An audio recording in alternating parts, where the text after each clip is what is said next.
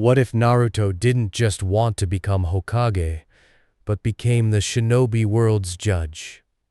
After Sasuke falls in Wave Country, something older than chakra wakes inside Naruto, the spirit of vengeance.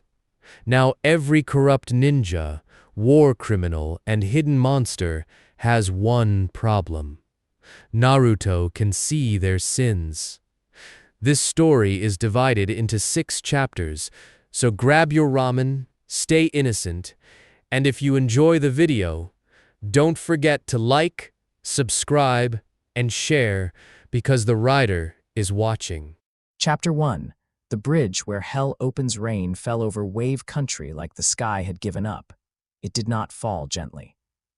It came down in gray sheets, slamming against unfinished wooden planks, dripping from ropes, beams, scaffolding, and the half-built ribs of a bridge that was supposed to become a symbol of freedom. The Great Naruto Bridge did not have its name yet. Right now, it was only a battlefield. Mist rolled over the water below, thick and cold, swallowing the ocean until the world felt smaller than it should have. Every sound became strange inside it. The creak of wood, the hiss of rain, the scrape of sandals against wet planks, and the sound of a boy dropping to the ground. Sasuke Uchiha hit the bridge hard. For a single second, Naruto Uzumaki did not understand what he was seeing. Sasuke had been standing. Sasuke had been fighting. Sasuke had been moving faster than Naruto could follow, protecting him from the mirrors, from the senbon, from the white blur that had attacked again and again, until the entire battlefield felt like a cage made of ice. Then Sasuke had moved between Naruto and death. Now he was lying still. Senbon needles dotted his body. His black hair stuck to his face. His eyes were half open, unfocused, staring at nothing. Rain collected on his cheeks and rolled down like tears he would have been too proud to shed. Naruto stared, his hands trembled. Sasuke, his voice was too small, too young. It disappeared beneath the rain, no answer. Behind him, somewhere inside the frozen mirrors, Haku stood silent. Her mask hid her face, but Naruto could feel her attention. Not cruelty, not victory, regret, that made it worse. Naruto crawled toward Sasuke and grabbed his shoulder. Hey. His voice cracked. Hey, bastard, stop messing around. Sasuke did not move. You're not funny. Naruto shook him harder. Get up. Nothing. Naruto's breathing changed. At first, it became fast, then uneven. Then something inside him went completely still, because Naruto had been angry before. He had been lonely before. He had been hated, ignored, pushed aside, and treated like something dirty stuck to the bottom of Konoha's sandal. But this was different. This was not just pain. This was seeing the shape of the world. Haku had been made into a weapon. Zabuza had been made into a weapon. Sasuke had been made into a weapon. Naruto himself had been made into a weapon before he could even speak. And suddenly, with the rain beating against his face and Sasuke's body cooling under his hands, Naruto understood something a child should never have to understand. The world did not break children by accident, it built systems to do it. Something inside his stomach cracked, not the seal. Something behind the seal. Deep in Naruto's mind, behind iron bars and ancient ink, Kurama opened one enormous red eye, at last. The fox's lips curled back from teeth larger than houses. The boy's grief poured through the seal like blood in water. Rage followed. Hot, bright, delicious rage. Kurama rose from the darkness of his cage, tails stirring black water, his chakra pressing against the walls of the prison that had held him for 12 long years. Yes, Kurama whispered, voice like mountains grinding together. Now, break, let me out. The seal shuddered. Naruto's consciousness dropped inward. He landed before the cage, standing ankle-deep in dark water. His reflection trembled beneath him. Behind the bars, the Nine Tails loomed like a living disaster. Naruto did not look afraid. That bothered Kurama. The boy should have been afraid. Children were always afraid when they saw him clearly. Even ninja with medals and titles were afraid of him, but Naruto was staring past him, into the darkness behind the cage. Kurama's ears twitched. What are you looking at, brat? Then the water stopped moving, not slowed, stopped. The dripping ceiling froze mid-drop. The shadows along the walls stretched long and thin. The red chakra that had been leaking between the bars pulled back as if something had grabbed it by the throat. Kurama's smile vanished. A sound came from behind him, chains. Not the chakra chains of the Uzumaki clan. Not sealing chains. Not anything made by human hands or human hatred. These chains sounded old, older than villages, older than shinobi, older than chakra. A pale blue-white glow appeared in the darkness behind Kurama's cage. The fox turned. For the first time in centuries, the Ninetales looked small. A figure walked out of the dark. At first, Naruto thought it was a man. Then he realized it was not wearing skin. A skull burned above a body wrapped in blackened leather and chains. Empty eye sockets blazed with fire that was not fire. It was too clean, too cold, too aware. Kurama snarled, but the sound shook. "What are you?" The burning skull tilted. A voice answered, not loud, not angry, final. "I am the debt." Kurama's tails lashed. "This vessel is mine." "No." The word cracked through the chamber like a judge's hammer. Kurama's chakra recoiled.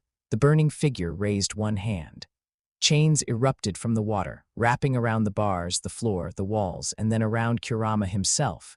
The Ninetales roared. Naruto clutched his ears, but the sound did not reach him properly. It became distant, like thunder heard from underground. Kurama fought. Red chakra exploded outward, enough power to flatten mountains, enough hatred to poison entire generations. The chains did not break, they drank the hatred. They turned it into fuel. Kurama's roar became a gasp. His enormous body sank down, forced not into death but into stillness. His eyes remained open, filled with fury and something very close to fear. "What are you doing to him?" Naruto asked. The burning skull turned toward him. For a moment, Naruto expected pain. Instead, he felt seen, not looked at. Seen every lonely night, every fake smile. Every bowl of spoiled food sold to him with a grin. Every adult who looked away. Every child who repeated what their parents whispered. Every birthday spent wondering why being alive felt like a crime. The figure saw all of it. And beyond that, it saw Sasuke falling, Haku apologizing through a mask, Zabuza pretending not to care, Gato counting money made from starving people, missed children forced to kill classmates, village elders signing papers that turned orphans into weapons. The figure saw the machine. And the machine had a debt. "Naruto Uzumaki," the figure said, "you have been used as a container for hatred." Naruto swallowed. The figure stepped closer. "Tonight, you become a container for judgment." Outside, on the bridge, Naruto's body moved. Haku saw it first. The boy on the ground, the loud orange child who had spent the fight screaming about dreams and friendship, suddenly went silent. That silence was wrong. It spread outward. Even the rain seemed to hesitate around him. Naruto stood slowly, his head hung low. His fists were clenched. Steam rose from his shoulders, but it was not the red chakra Haku had expected. It was pale, white-blue, thin at first, then brighter. Kakashi, trapped in his own battle with Zabuza across the bridge, felt his blood turn cold. He had sensed the Ninetales before. This was not the Ninetales. Zabuza felt it too. His grip tightened around the handle of his massive sword. "What the hell is that, kid?" Kakashi did not answer. He could not. Naruto lifted his head. His eyes were not red, they were gone. For a heartbeat, his face remained human. Then flame poured from his mouth. Haku stepped back, the orange jumpsuit blackened. Rain struck Naruto's body and turned to steam before touching him. The fabric burned away in curling strips, but the fire did not spread across the bridge. It clung to him alone, precise and hungry. His skin did not tear in a bloody mess. It burned away like paper in a shrine flame, revealing bone beneath, clean and white, then blazing with blue fire. His hair became a crown of pale flame. Chains rolled from his shoulders and arms as if they had been waiting under his skin. The boy was gone. Something stood in his place. A burning skeleton in the shape of Naruto Uzumaki turned its empty eyes toward Haku. Haku froze. The rider looked at her and did nothing. No chain moved. No fire reached for her. No judgment fell. Haku's breath caught. The rider turned away. Because beneath the mask, beneath the training, beneath the blood on her hands, and the life she had chosen because no one had offered her another, Haku was not guilty in the way the world was guilty. She was a child shaped into a blade, and blades did not choose the hand that held them. The rider looked next at Zabuza. Zabuza Mamachi had never feared many things, not death, not pain, not stronger opponents. He had survived the bloody mist by killing before others could kill him. He had turned himself into a demon because in Kirigakure, demons lived longer than boys. But when the burning skull looked at him, Zabuza felt something he had not felt since childhood. He felt small. The rider walked toward him. Kakashi did not move to stop it. Part of him wanted to. His instincts screamed that Naruto was his student, that this transformation was dangerous, that he should intervene before it got worse. But another part of Kakashi, the part buried under years of missions and funerals and orders he wished he had questioned, understood something. This was not a rampage, this was a trial. Zabuza raised Kubikirabacho. Come on then, he growled, because pride was the last armor he had. The rider's chain snapped forward. It did not wrap around the sword. It passed through it. The blade fell from Zabuza's hands as if it had suddenly become meaningless. The rider grabbed Zabuza by the face. The world stopped. Zabuza saw his life, not remembered, saw he was back in the academy. A child with a weapon too big for his hands. Around him, other children cried, screamed, begged, attacked. Teachers watched. Adults called it tradition, called it strength, called it necessary. He saw himself killing because there was no other door out. He saw missions, bodies, betrayals. Faces of people whose names he never learned because names made killing harder. He saw Haku in the snow, a child with a power she did not understand and know where to go. He saw the moment he could have walked away. He did not. He made her useful. He made her loyal. He made her into the same thing the bloody mist had made him, a weapon. Zabuza tried to scream, but the sound caught in his throat. Then the vision shifted. He saw Haku standing between him and death. He saw himself pretending she was a tool because admitting she was precious would mean admitting he still had something human left to lose. He saw the lie. The rider forced him to feel all of it. Every choice, every excuse, every child he had been, every child he had broken. Then the burning skull leaned close. Zabuza heard a voice inside his soul. Guilty. The chain tightened, but the fire did not drag him down. Instead, it softened. For one impossible moment, the demon of the hidden mist saw Haku not as a tool, not as a weapon, but as the child he had failed.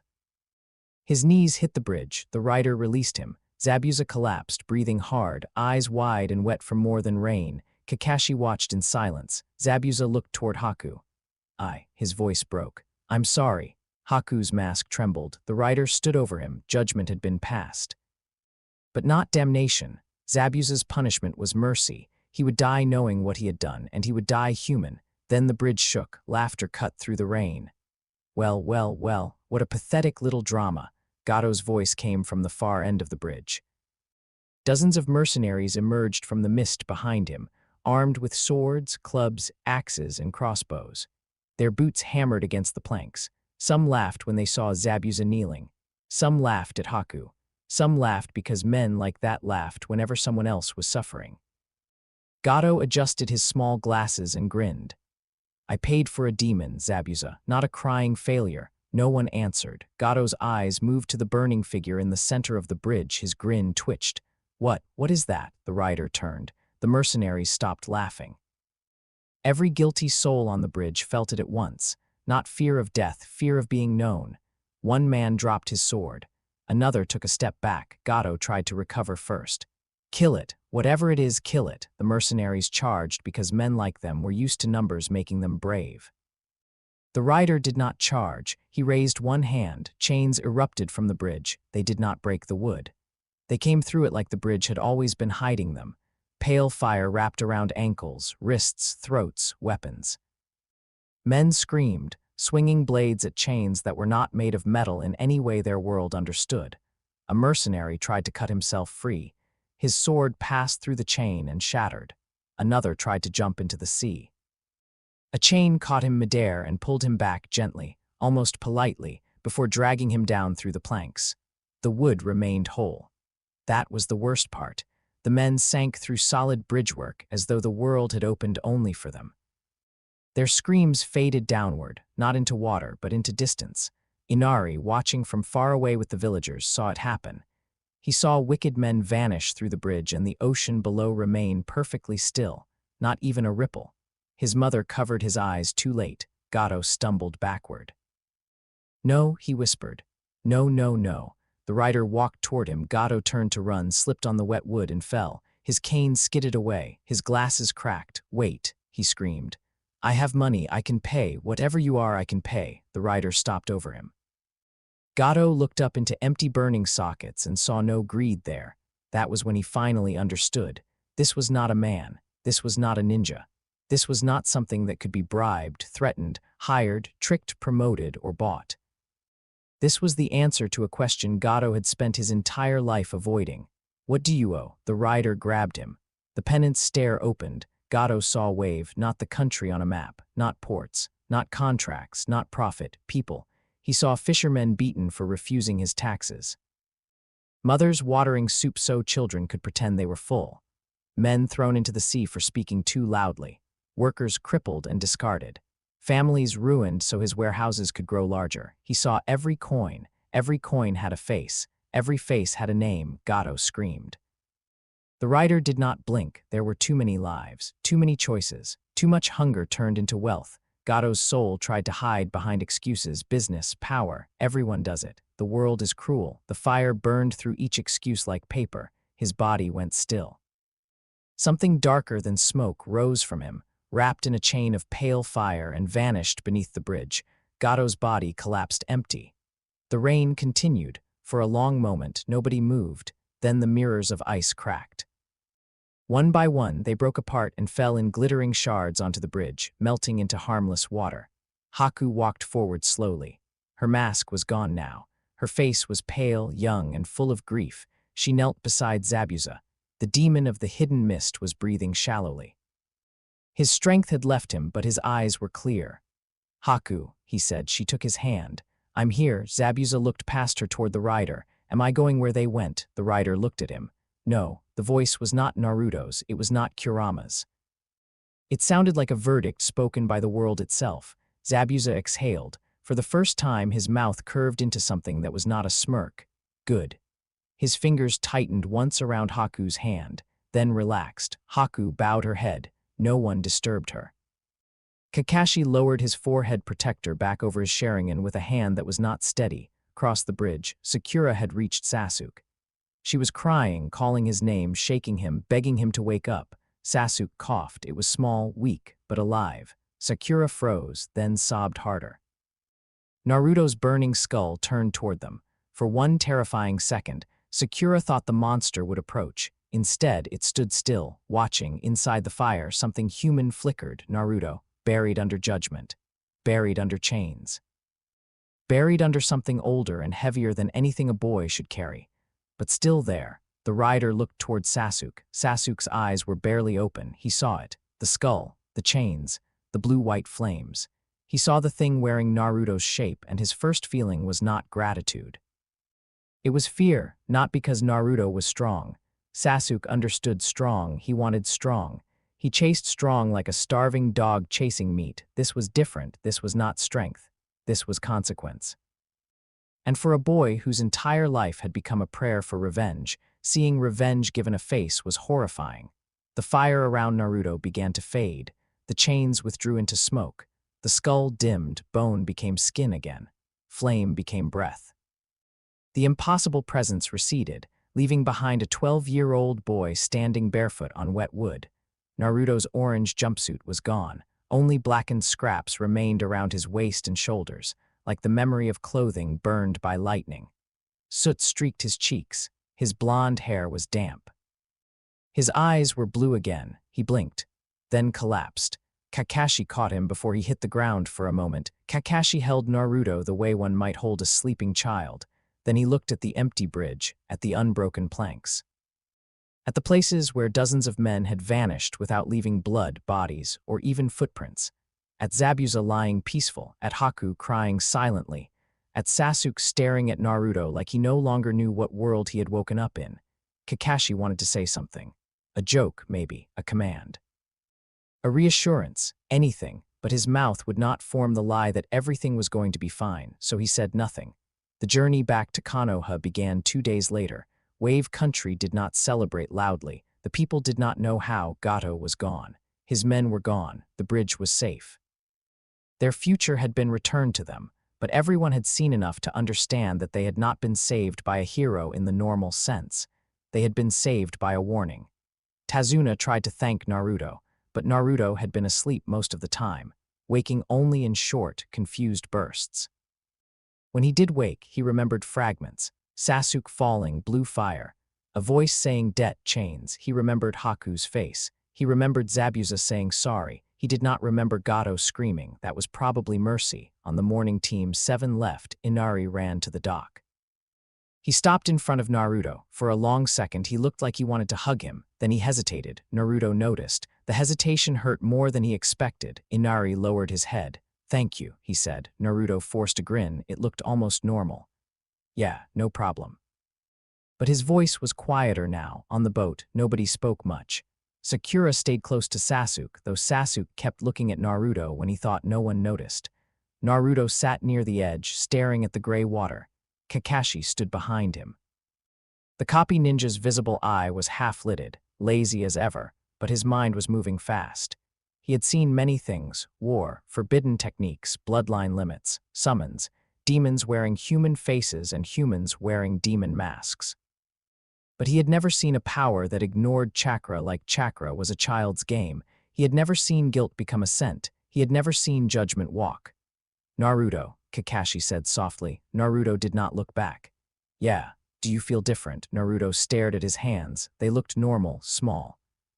"A little scratched, a little dirty, human. I don't know."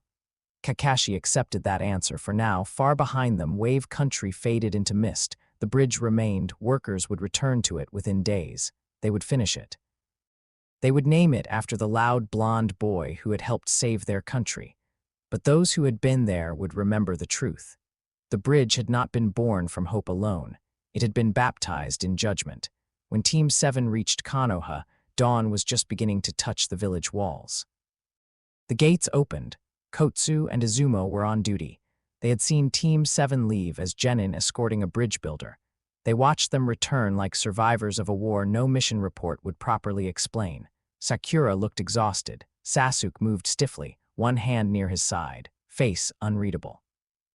Kakashi looked more serious than either gate guard had ever seen him, and Naruto walked last, no orange jumpsuit. Borrowed dark clothes from Wave hung loose on his frame. His face was pale.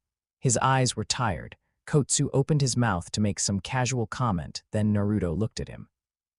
The words died. Kotsu did not know why. He had never done anything especially terrible to Naruto.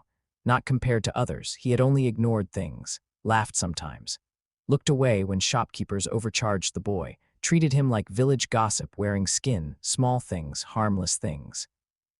But under Naruto's gaze, those small things suddenly felt written down somewhere. Izumo felt it too. Neither guard asked for paperwork.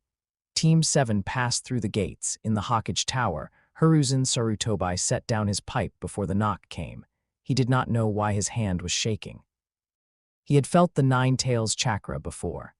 Every shinobi of his generation knew that pressure.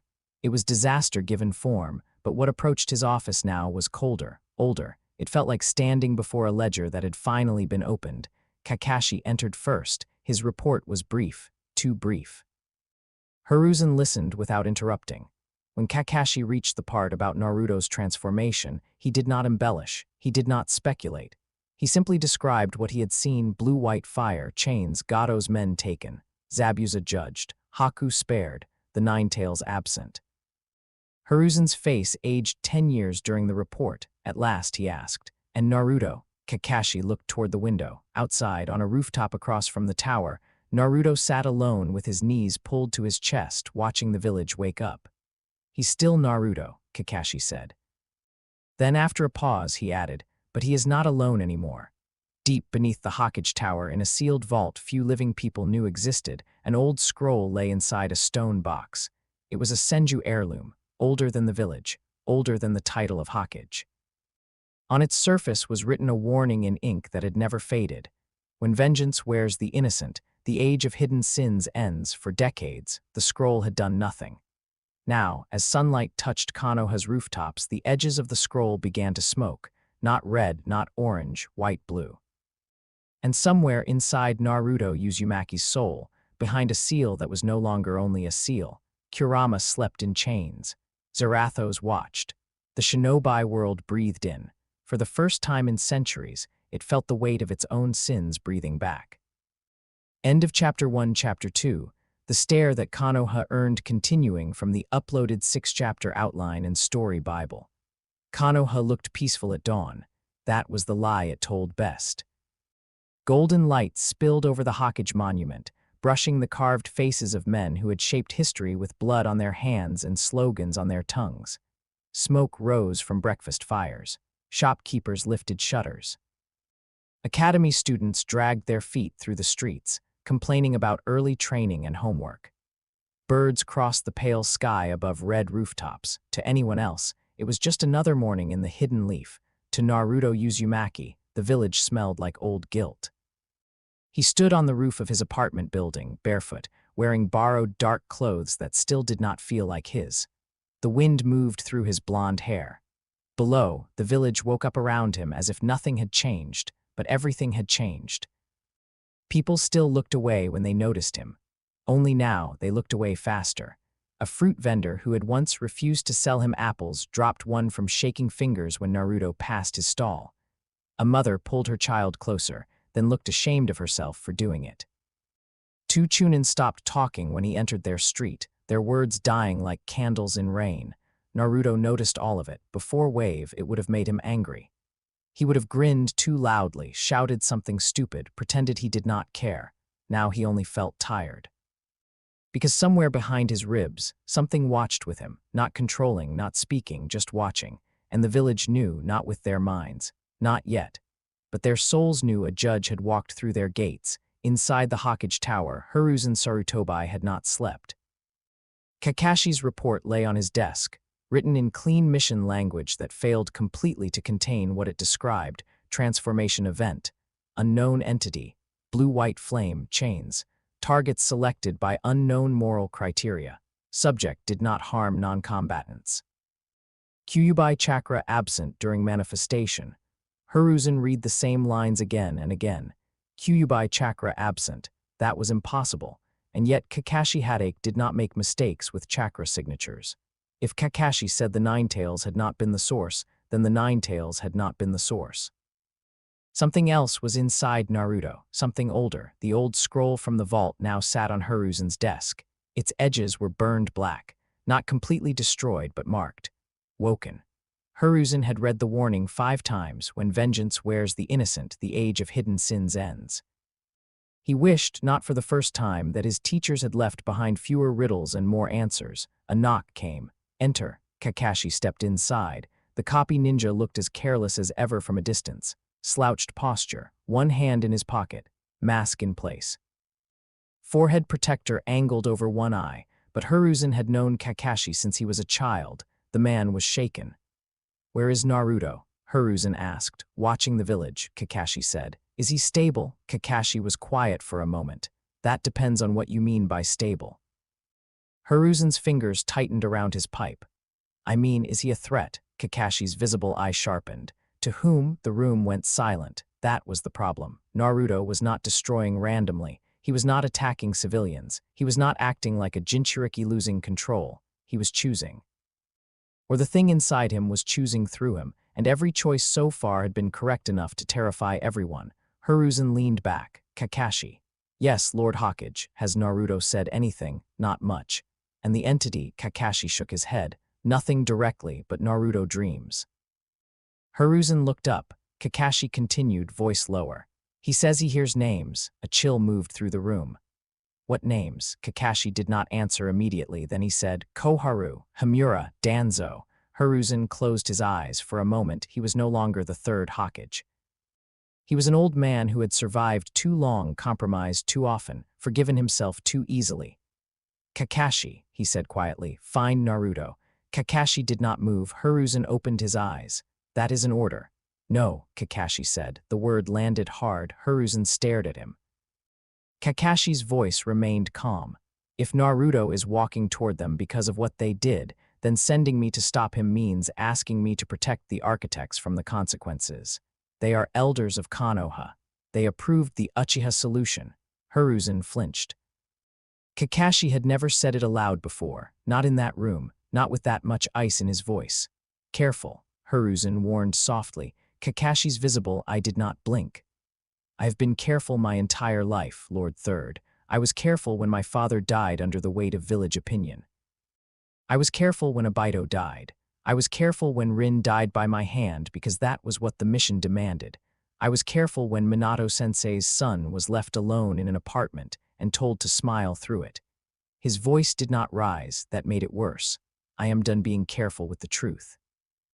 Hiruzen looked away first. Outside, a bell rang somewhere in the village. Morning continued. The lie continued, but not for long. Naruto woke up already walking. He did not remember leaving the roof. He remembered a dream made of smoke and paper, a table, 3 old voices. A file stamped with the Uchiha crest. Words spoken like stones dropped into water. Necessary, unfortunate, containment, sacrifice. There had been children in the dream. Faces Naruto did not know. Uchiha children with dark hair and bright eyes, sleeping in beds, holding wooden toys, clinging to parents, unaware that a village had already decided they were a problem to be solved. Naruto walked through Konoha's streets without seeing them. People moved out of his way, not because he pushed. Because something in them pulled back. The first house was small and traditional, tucked behind high walls and expensive trees. Koharu Udatane lived there with servants who had been instructed never to speak of what they overheard. Naruto reached the gate. It opened before he touched it. Inside, Koharu sat at breakfast. Her tea steamed beside a bowl of rice. Her posture was perfect. Her face was stern, lined by age and certainty. She had spent decades believing history was made by those strong enough to make ugly decisions. When Naruto stepped into the room, she did not scream. She only stared. "You," she said. Naruto looked at her. For a second, he was just a boy standing in borrowed clothes. Then the air darkened. The sunlight dimmed, though no cloud crossed the sun. Koharu's hand trembled around her teacup. "You do not understand what we protected," she said. Naruto's voice was his own when he answered. "I saw their faces." Koharu went still. The blue-white flame appeared first in Naruto's eyes, not around his body, inside his eyes, like something behind him had opened a door and looked through. Koharu tried to stand, but her knees failed. The room filled with whispers, not voices from outside, voices from memory, children asking where their parents were, mothers begging in silence because there had been no time to speak, men reaching for weapons too late, babies who did not understand politics. Koharu saw them, every Uchiha child. Every face, every name, every age. For 7 seconds she felt the weight of what she had signed. On the 8th, her heart stopped. Naruto stood over her for a long moment. There was no fire, no chain, no spectacle, only consequence. Then he turned and walked away. Himura Mitokado died before his tea cooled. He tried to argue longer. That was his nature. He spoke of village stability, of the Nine-Tails attack, of the danger of the Uchiha coup, of decisions made in impossible times by those burdened with responsibility. Naruto listened. The thing inside him listened too.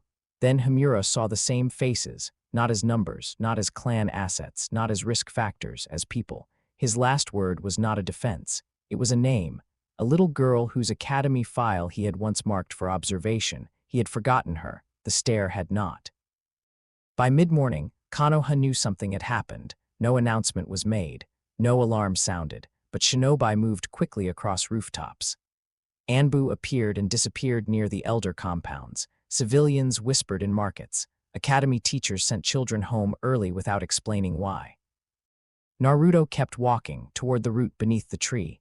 Danzo Shimura had prepared better than the elders. He always prepared. Deep beneath Konoha, in corridors that officially did not exist, root operatives moved in silence.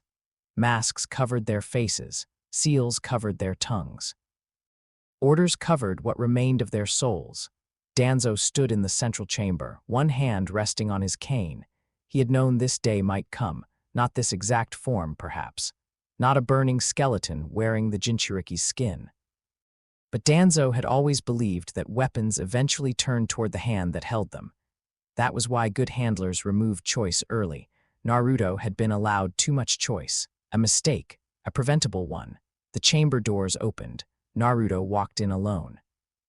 Root agents surrounded him from every side, dozens of them. Not one moved. Danzo studied the boy. No flames, no skeletal transformation, no obvious chakra cloak, just Naruto Uzumaki looking smaller than the reports made him sound. Danzo's exposed eye narrowed. "So," he said, "the village's greatest failure has found a new master." Naruto looked at him. For the first time that day, anger crossed his face, not Zarathos' anger, his. "You don't get to call anyone a failure." Danzo's grip tightened around his cane. "I did what was necessary." The chamber grew colder. Naruto stepped forward. Root agents moved. They attacked with perfect coordination. Blades, wires, seals, paralysis tags, and silent killing intent. They were not cruel. They were efficient. They were tools designed by a man who hated uncertainty. The first blade reached Naruto's shoulder. It stopped an inch away. Blue fire flickered between metal and skin. The root operative froze. The flame did not burn him. Instead, Naruto turned and looked into the mask. The operative collapsed to his knees, not dead. Shaking, the mask cracked when it hit the floor. Behind it was a young man, barely older than Naruto expected. His eyes were empty in the way Sai's would one day be empty, though Naruto did not know Sai yet. The writer did not punish tools. One by one, root operatives fell back. Some dropped weapons. Some stood frozen.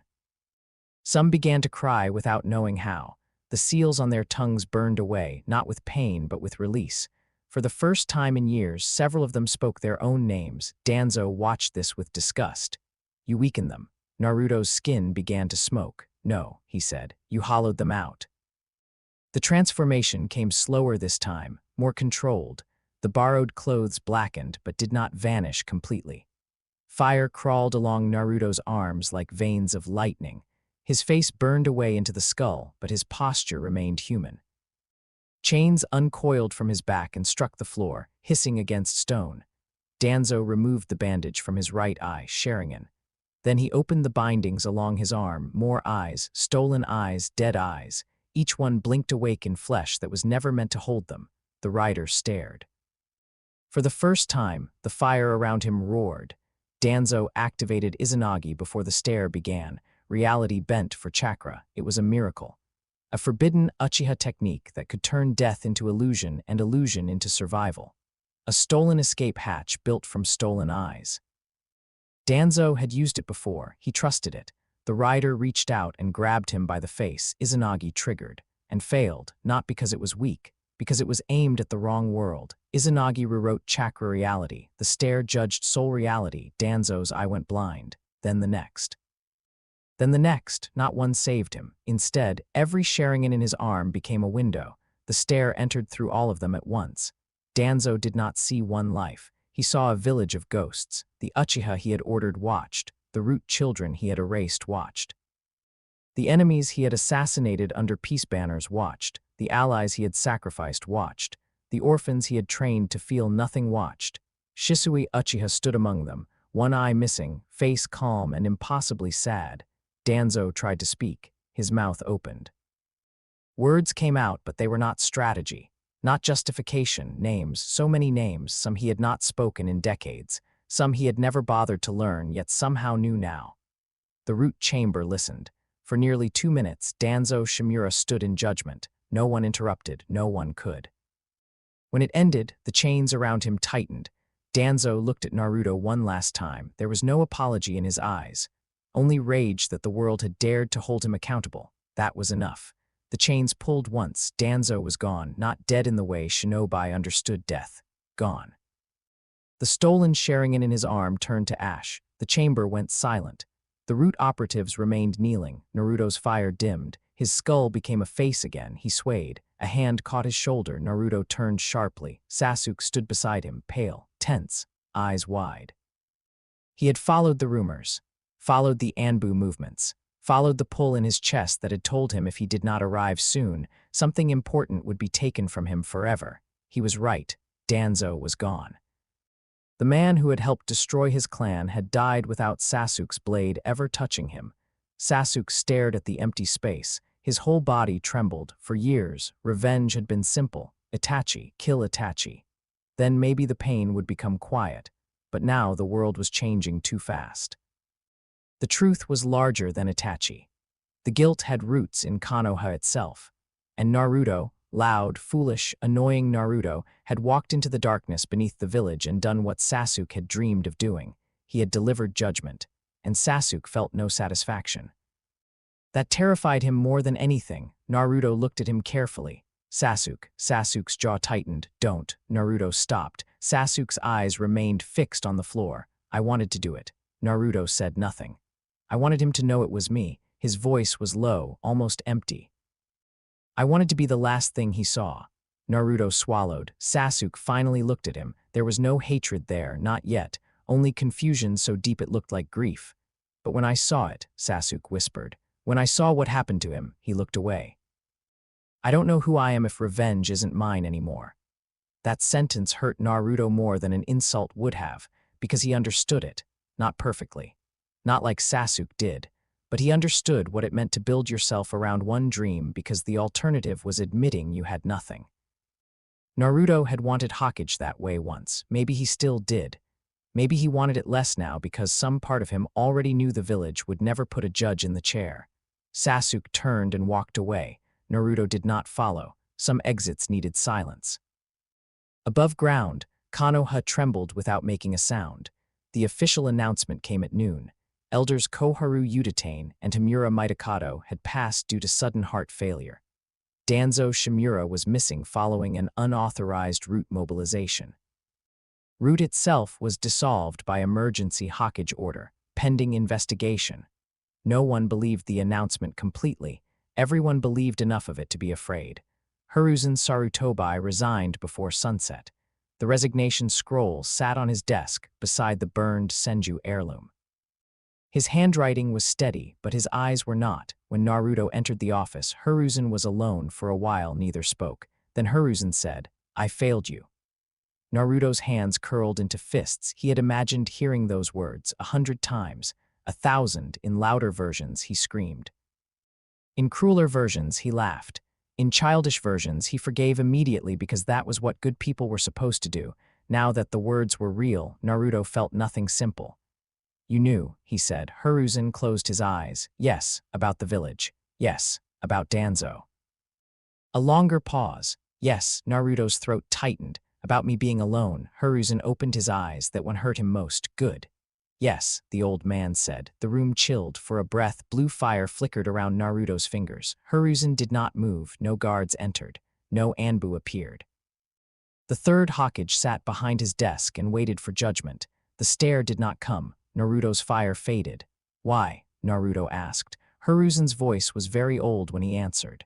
Because I thought keeping the village together mattered more than making it worthy of you. Naruto stared at him. That was not an excuse. That was the worst part. It was almost the truth. Hiruzen bowed his head. I cannot ask forgiveness. No, Naruto said. The word was not cruel, just firm. You can't. He turned and left. Hiruzen did not stop him. The next day, Tsunade Senju returned to Konoha. She entered through the main gates at noon, travel cloak dusty, expression sharp enough to cut stone. Shizune walked beside her, carrying Taunton and looking worried in the way people looked worried around Tsunade when they knew she was about to punch something political. Tsunade hated Konoha's gates. They always made her think of departures, Nowaki leaving in a bright mood and never coming back whole. Dan smiling like the war would end if they just believed hard enough, herself walking away because staying had felt like bleeding in public. Now she returned to inherit a village that smelled of scandal, fear, and burned secrets. Kotsu and Izumo bowed too quickly. Tsunade noticed. She noticed everything. What happened? She asked. Neither answered. That was when she felt it. A chain brushed her wrist, invisible. Cold and burning at the same time, Tsunade stopped walking. Shizune turned. Lady Tsunade. Tsunade stared at her own hand. For 1 second she saw flashes, Naruto as a baby, a law passed in whispers, a child in an apartment, hospital staff warned not to be too kind. Her own absence stretching across years like an open wound. The chain did not tighten, it simply touched, greeting, warning, judgment delayed. Tsunade's face hardened. I see, she whispered. Shizune looked around, confused. What is it? Tsunade lowered her hand. The village got worse while I was gone. She started walking again. This time, every shinobi on the street moved aside before she reached them. That evening, Naruto sat on the roof of the academy. Below him, Young students practiced shuriken throws under a Chunin instructor's board supervision. Their laughter rose into the orange light. Some missed the targets completely. One child cheered anyway. Another tripped over his own feet and blamed the ground. Naruto watched them for a long time. His chest hurt, not because of Zarathos, because of himself. He remembered being down there. Loud. Desperate, trying to make Uruka-sensei look at him, trying to be impossible to ignore because being ignored felt too much like disappearing. Now the children looked up at the roof and whispered, not with hate, with fear. That was worse. A tear slipped down Naruto's face. He wiped it quickly. Another followed, then another. Some of the tears were his, some were not. He could feel them, faint and strange. Echoes of people who had been seen today. Children of the Uchiha. Root agents remembering names. Victims whose stories had passed through him like smoke through a chimney. Naruto pressed his palms against his eyes. "I don't want this," he whispered. The roof creaked behind him. Kakashi sat down beside him without asking. For a while, they watched the students in silence. Then Naruto said, "Am I a monster?" Kakashi did not answer quickly. Naruto almost laughed. Of course, adults always paused before lying, but Kakashi surprised him. "I don't know what you are." Naruto looked at him. Kakashi's visible eye was steady. "But I know who you are." Naruto's mouth trembled. Kakashi looked down at the academy yard. "You're the kid who painted the Hokage monument because being ignored hurt too much. You're the kid who protected a bridge builder after the mission went wrong. You're the kid who cried when Sasuke fell." His voice softened. "And you're the kid who spared Haku." Naruto looked away. "That wasn't me." "Maybe not completely." Kakashi leaned back on his hands. "But it mattered that you were there." Naruto said nothing. Kakashi turned his head slightly. "I know what you are," he said. "Or at least I know enough." Naruto's breath caught. Kakashi's next words were quiet. "I'm staying anyway." Something inside Naruto cracked. Not the seal, not the rider, the boy. He bent forward, shoulders shaking, and cried like he had not allowed himself to cry since he was very small. Kakashi did not hug him, not immediately. Then awkwardly, carefully, like a man handling something fragile he had never been taught to protect, he placed one hand on Naruto's head. Below them, the academy children kept throwing shuriken. Most missed. The world did not end. For that one moment it was enough. Far beneath the village, Root's empty chamber cooled. In the Hokage Tower, Hiruzen prepared to hand over the hat in the Uchiha district.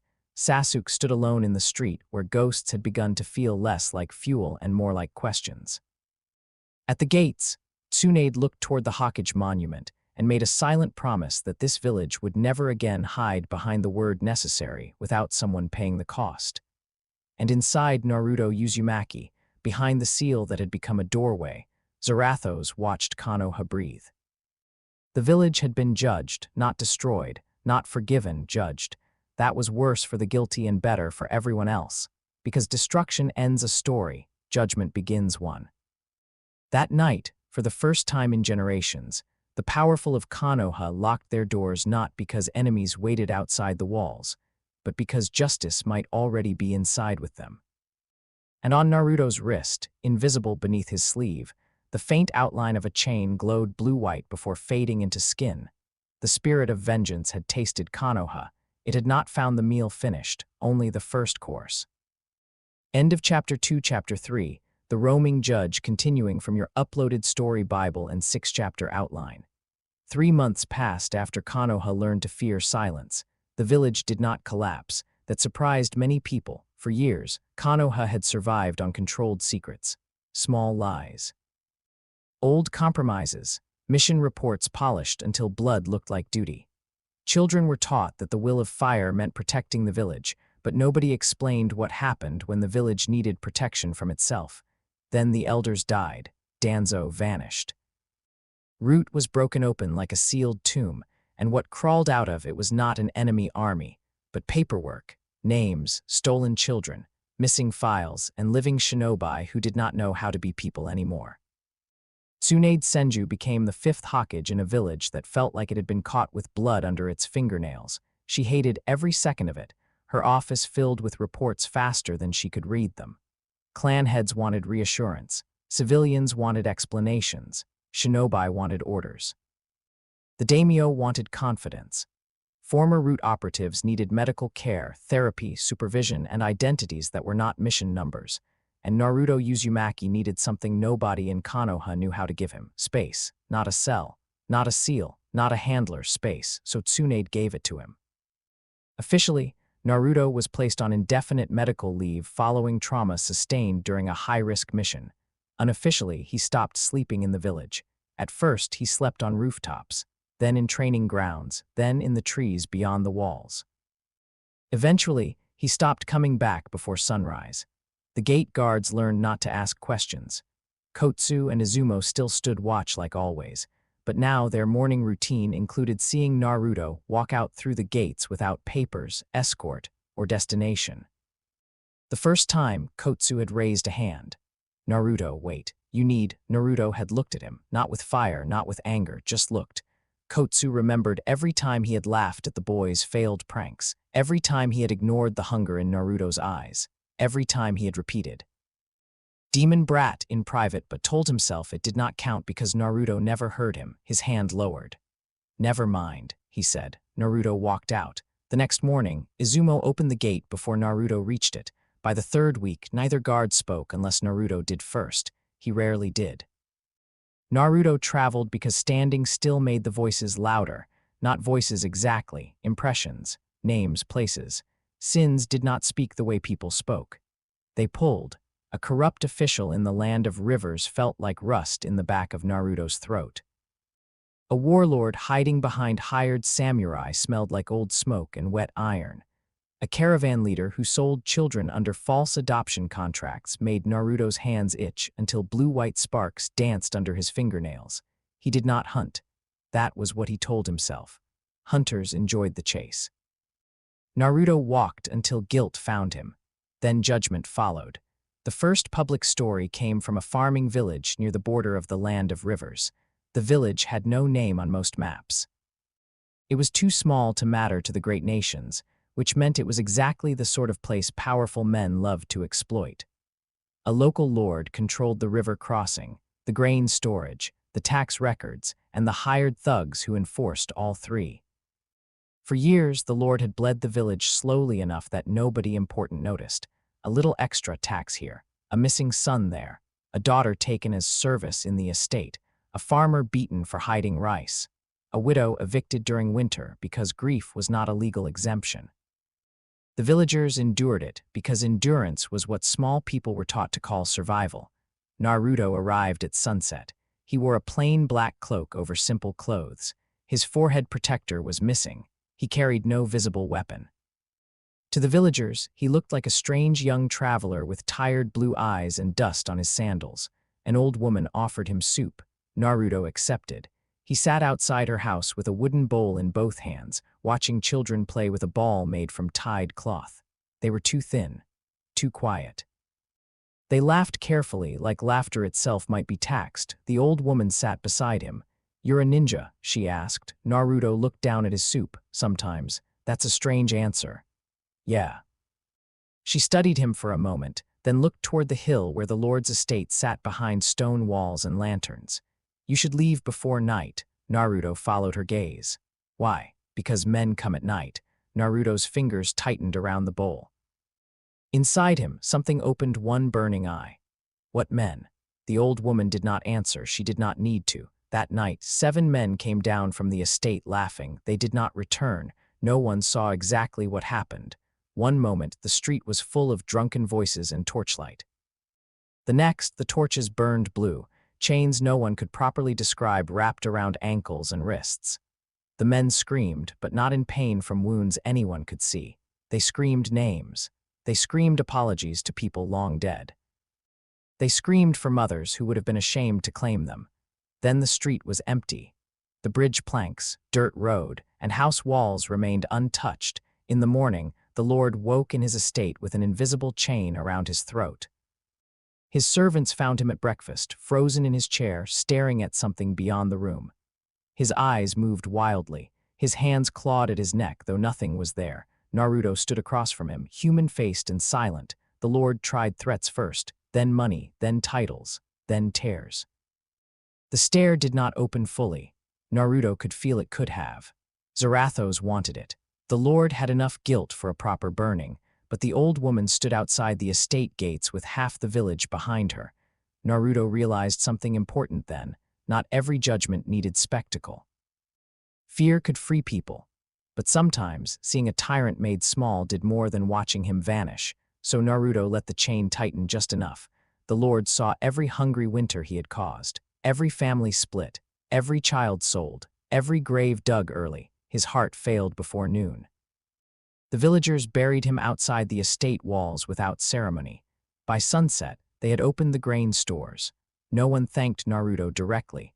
The old woman only pressed a wrapped bundle of rice cakes into his hands and said, "Walk safely." Naruto wanted to tell her he was not safe. Instead, he nodded. The story spread.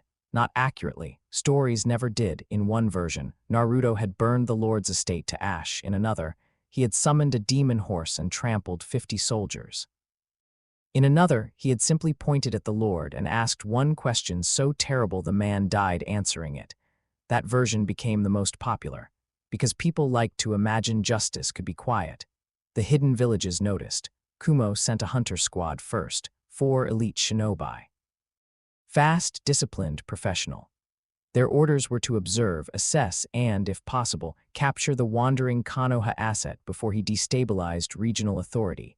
They found Naruto near a mountain pass. He was sitting beside a stream, washing blood from a child's sandal. The blood was not his. The child had survived. The bandits had not. The Kumo captain signaled silently. The squad attacked. Lightning jutsu struck the rocks around Naruto. Wire nets flashed. Ceiling tags flew. One shinobi moved behind him with a chakra blade aimed at the spine. Naruto sighed. The sound was almost sad. Blue-white fire appeared around his shoulders. Every jutsu failed before touching him.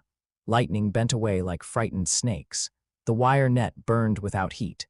The ceiling tags blackened, their ink rewriting itself into symbols none of the Kumo shinobi could read. The captain tried to retreat. Naruto looked at him, just looked. The captain dropped to one knee. He saw himself at 12, standing over an enemy courier barely older than he was. He saw the first kill his instructors had praised. He saw raids called strategy, prisoners called information sources, civilian casualties called acceptable. He saw every order he had obeyed because obedience was easier than conscience. Then the stare stopped. The captain gasped, expecting death. It did not come. The rider's voice spoke through Naruto's mouth. Tool. The word was not insult, it was classification. The captain looked up, shaking. Naruto's burning skull tilted. Go home. Become a man before you become a weapon again. The Kumo squad returned alive. 2 resigned within the month. 1 opened a school for civilian children near the lightning border. The captain never took another mission involving non-combatants. After that, other villages sent teams. Iwa sent hard-eyed veterans. Suna sent trackers. Kiri sent assassins who had heard what happened to Zabuza and came half out of duty, half out of dread. None succeeded. Most returned alive. That made the stories worse. A monster who slaughtered everyone could be hated. A monster who looked at trained killers and decided they were also victims was much harder to understand. Tsunade received the reports in Konoha. She read each one with a cup of sake she did not drink. Shizune stood nearby, worry carved into her face. He's crossing borders without permission, Shizune said. Yes, the daimyo is nervous.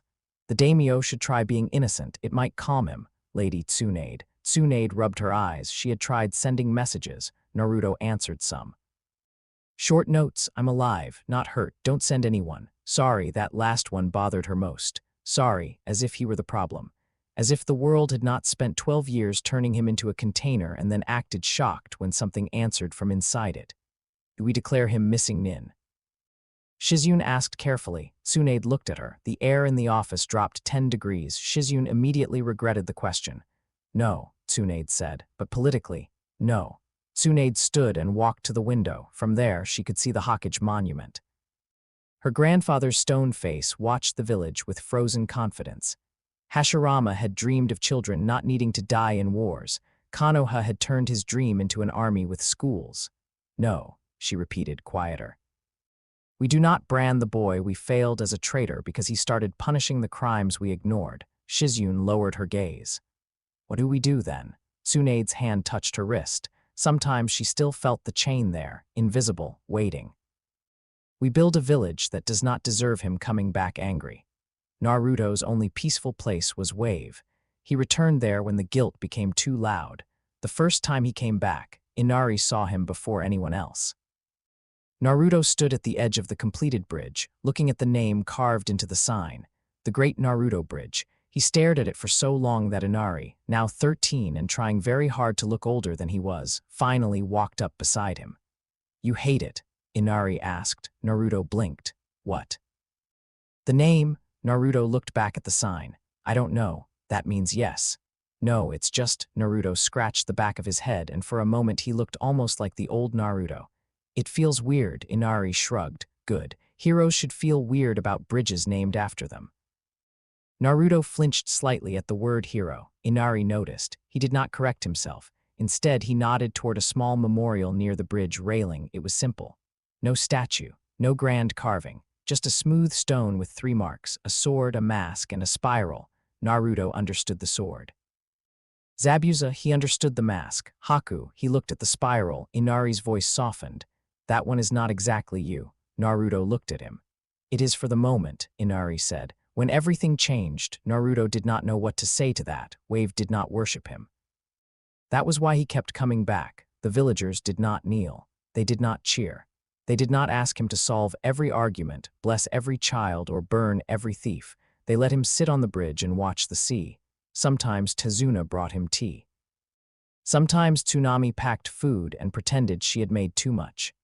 Sometimes Inari talked his ear off about construction problems because he had figured out Naruto relaxed when people treated him like a person with boring things to hear. Haku stayed in Wave 2.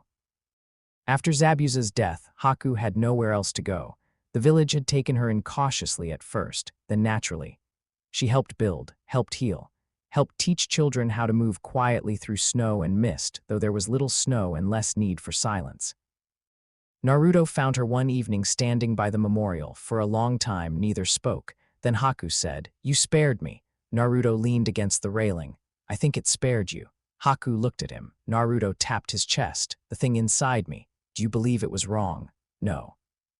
The answer surprised them both. Naruto looked at the water. "I wanted to be angry at you. I wanted someone to blame. Sasuke was down and you were right there and it would have been easy." His fingers curled over the railing. "But when it looked at you, it saw something I couldn't.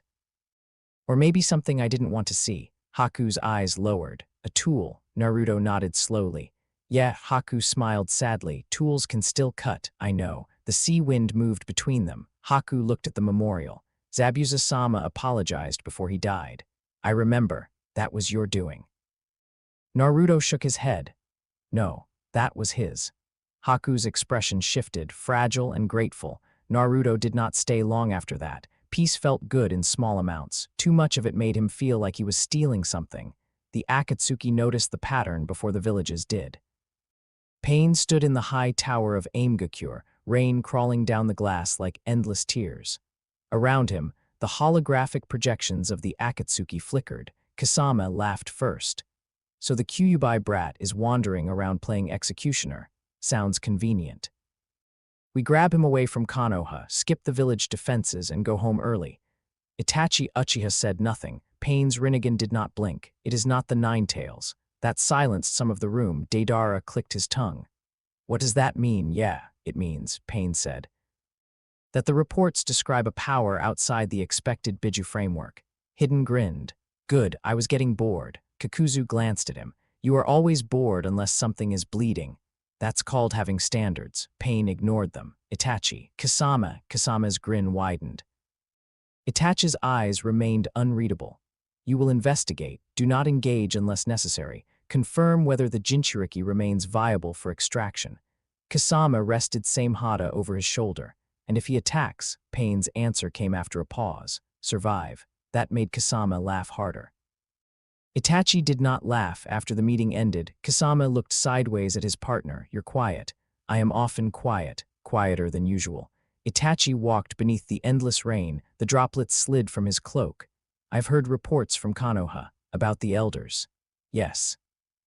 Kasama's grin sharpened. "Personal then?" Itachi did not answer. but behind his calm face, something old and carefully buried shifted. Danzo gone. Koharu and Himura dead. Root exposed. Judgment had entered Konoha and found the same doorways Itachi had once walked through covered in blood. He had spent years believing his punishment would come from Sasuke.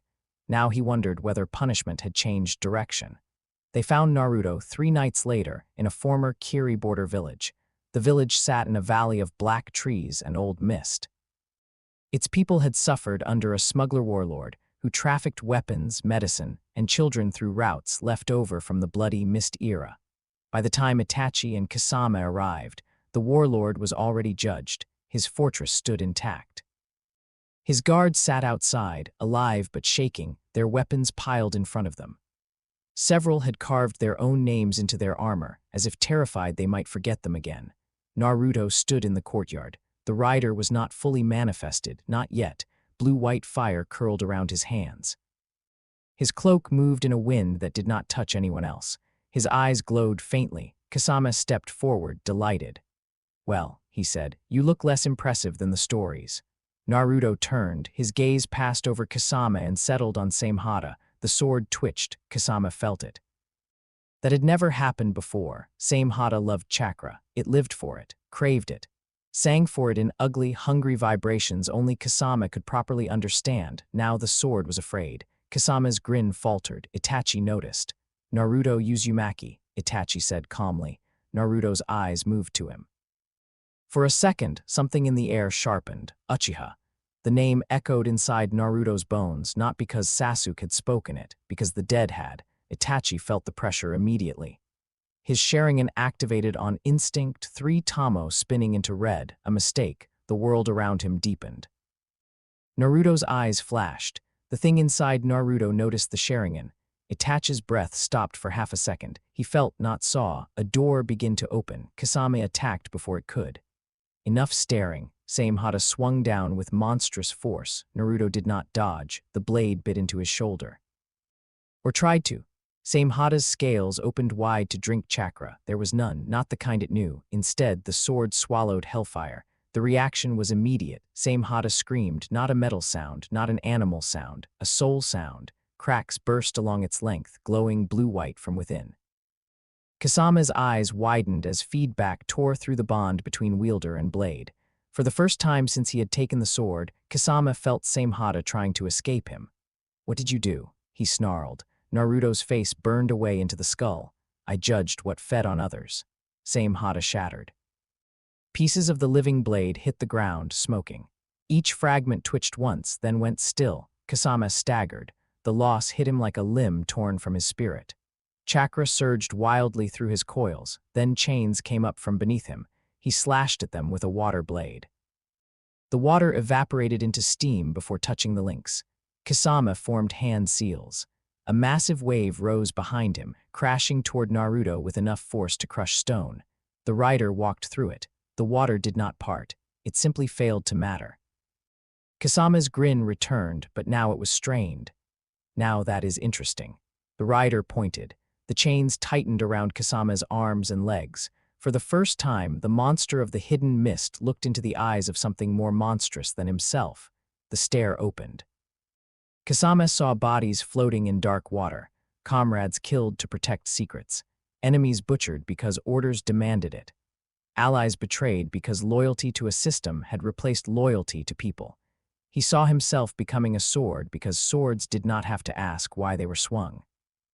He laughed at first, then the laughter broke.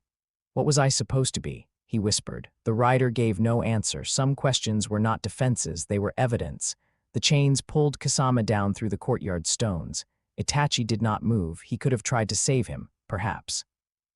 But Itachi understood judgment when he saw it, and some part of him, the part that had lived too long with blood under his fingernails, wondered why the chains had not reached for him first. Kasama vanished. The stones remained unbroken. Only his Akatsuki cloak lay behind, steaming in the mist. Naruto turned toward Itachi. Now the rider fully faced him. Itachi raised one hand, not to attack, to remove his cloak from over his shoulders. He let it fall. The red clouds hit the wet ground. "I will not run," Itachi said. The rider walked forward. Itachi's Mangekyo Sharingan opened. Not to cast Tsukayomi, not yet. Instinct, fear, and habit forced it awake. The moment the Mangekyo met the rider's gaze, Itachi understood the reports had understated everything. The Sharingan did not protect him. It invited the judgment in.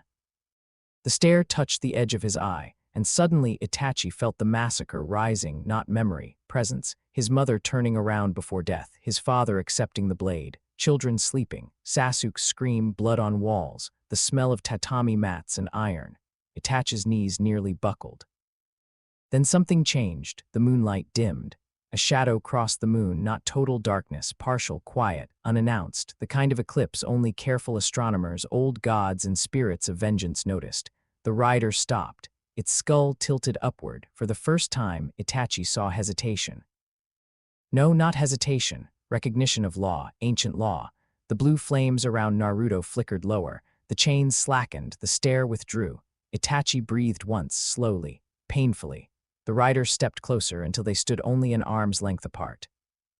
Itachi could feel the heatless flame against his skin. A voice spoke from the skull. Not tonight. Itachi's eyes narrowed slightly. Why? The rider did not answer. Its gaze moved past him, toward the moon's darkened edge. Then Naruto's human face returned in fragments, skin over bone. Blue eyes over fire, breath over verdict. Naruto looked at Itachi, confused and exhausted. You, Naruto whispered. You're Sasuke's brother. Itachi's expression barely changed. Yes. Naruto's fist clenched. Every part of him wanted to hate the man in front of him. Sasuke's pain had a face now. But inside Naruto, the rider had seen something else. Not innocence, never innocence, but wait, penance. A man already walking toward his own punishment with open eyes. Naruto hated how complicated that felt. What did you do to him? Naruto asked. Itachi did not pretend not to understand. I made him hate me. Why? To keep him alive. Naruto stared at him. That's a terrible answer. Yes, Itachi said. The honesty made Naruto angrier. Does he know? No. Then you didn't save him right.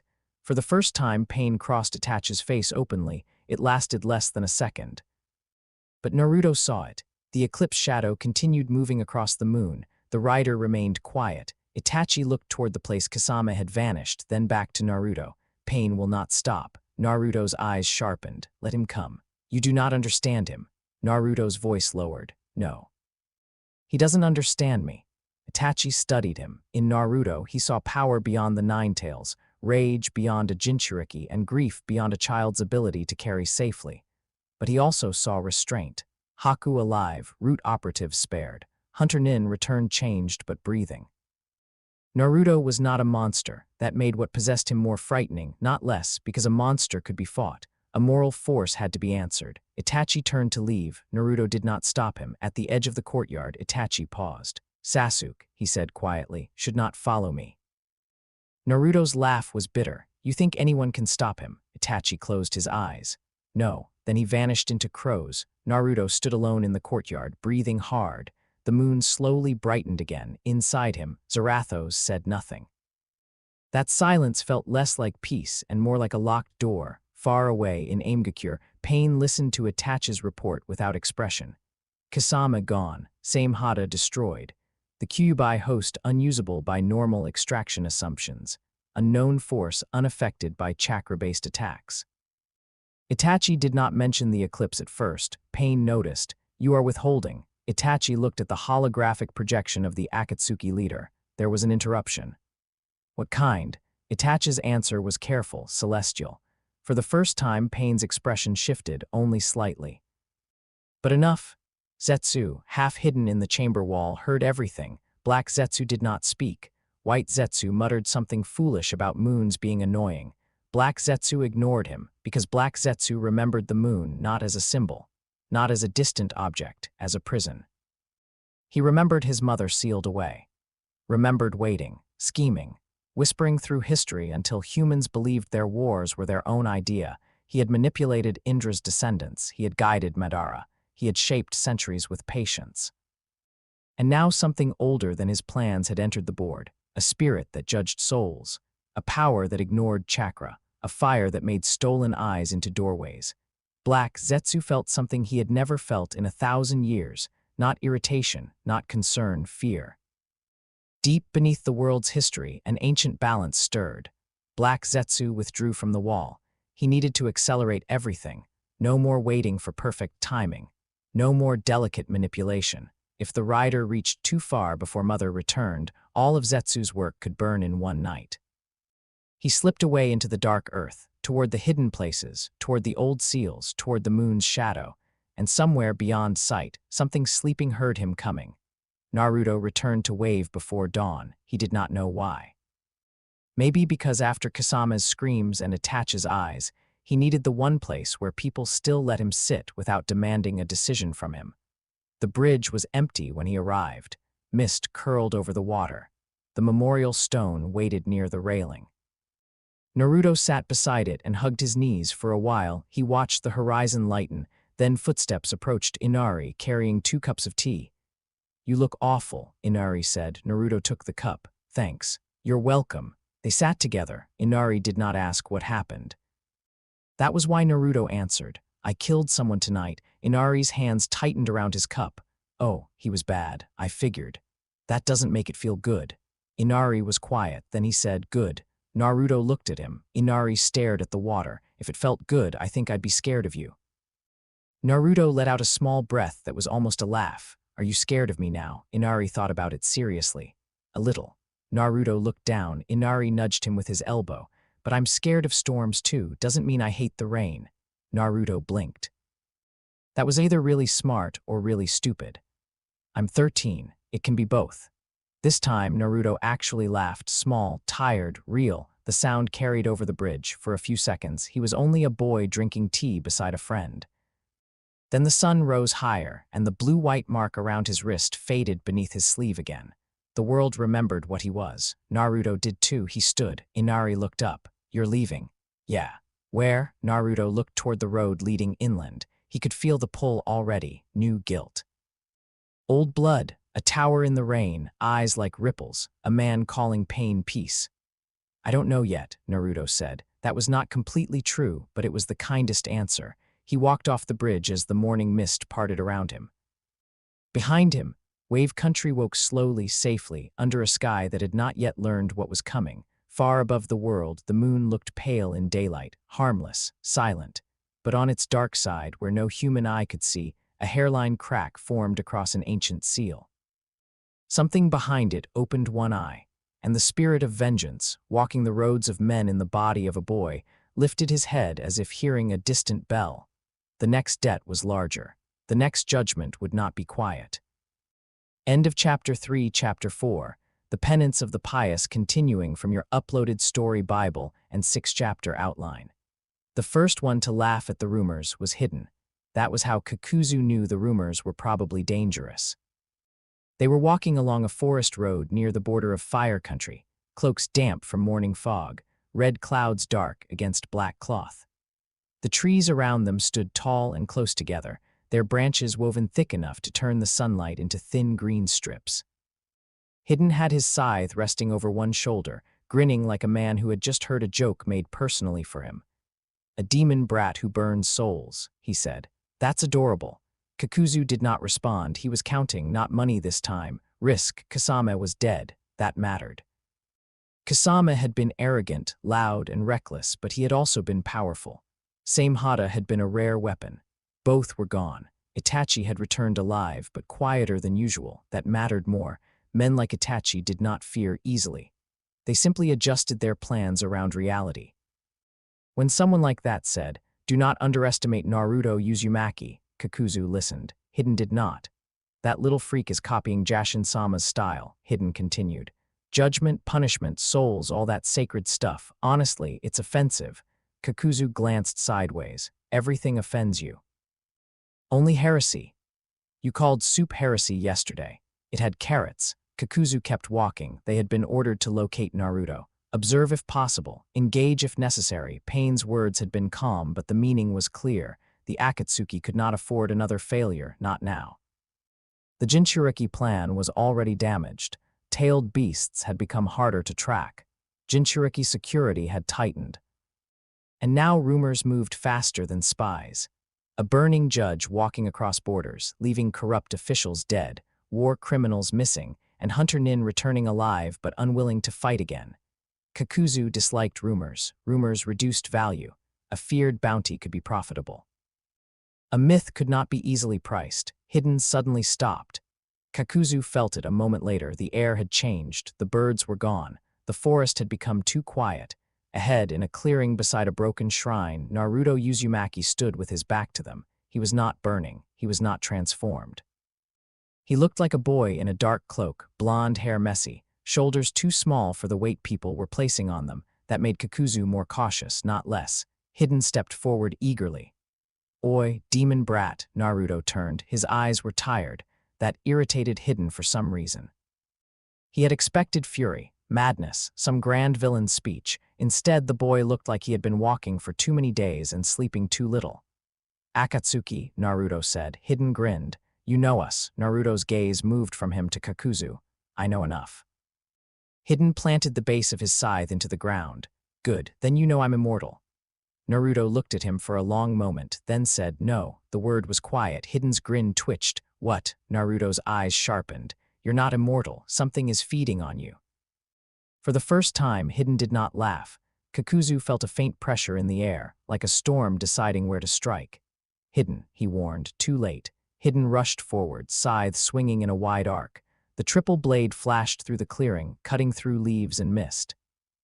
Naruto did not move until the last second. Blue-white fire sparked around his hand. He caught the scythe by the shaft. Hidden's smile returned. "Got you."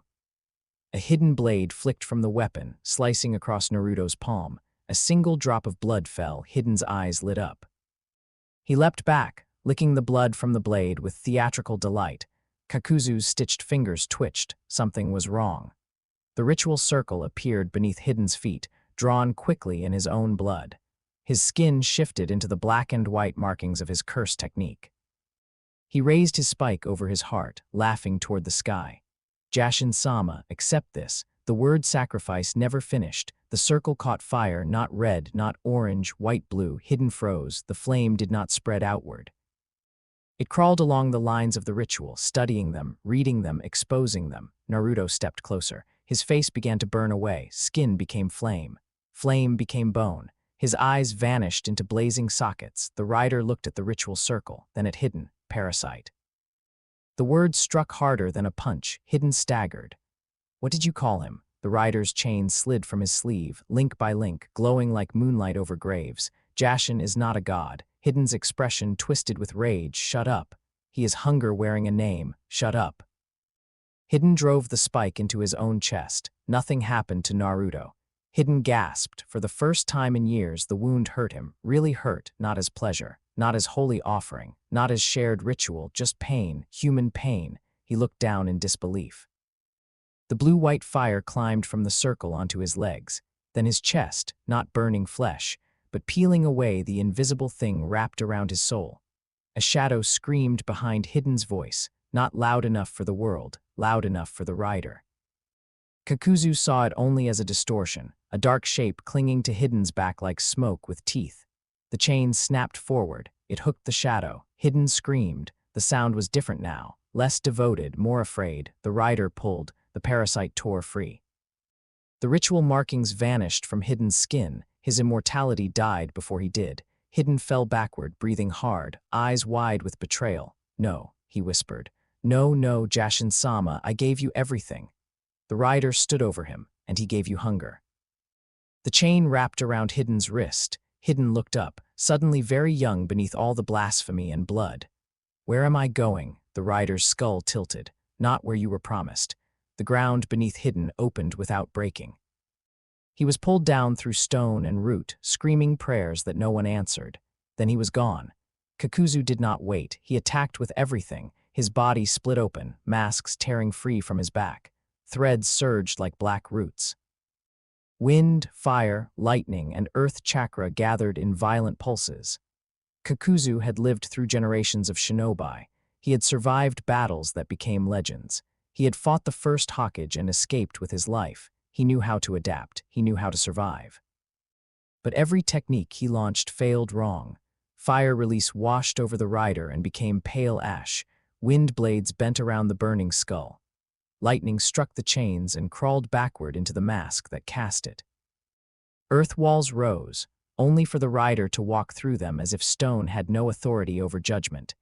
Kakuzu's first heart died screaming, not Kakuzu, the heart, the stolen life inside it. A voice emerged from the mask as the fire consumed it. A young woman's voice. "You took my body because I was useful." The mask shattered. Kakuzu recoiled. The second heart spoke next, an old man, angry, terrified. "My village buried an empty coffin." The third heart cried, the fourth cursed him, the fifth begged. Kakuzu had killed hundreds, maybe thousands. Most did not matter to him anymore. Their faces had blurred into prices, missions, transactions, but the hearts remembered themselves. The rider forced Kakuzu to hear each stolen life as a person, not a resource, not a spare organ, a person. Kakuzu stumbled back, threads writhing wildly. Enough. The rider walked forward. "You measured lives in currency." Kakuzu's last mask cracked, the blue-white flame reflected in his green eyes, and now the debt is collected. Kakuzu tried one final attack. A mass of black threads shot toward Naruto's heart. The chain moved faster. It wrapped around Kakuzu's chest and tightened. For the first time in a century, Kakuzu felt every heartbeat he had stolen stop at once. Then the chains pulled him down. The clearing became quiet again. Naruto stood alone beside the broken shrine.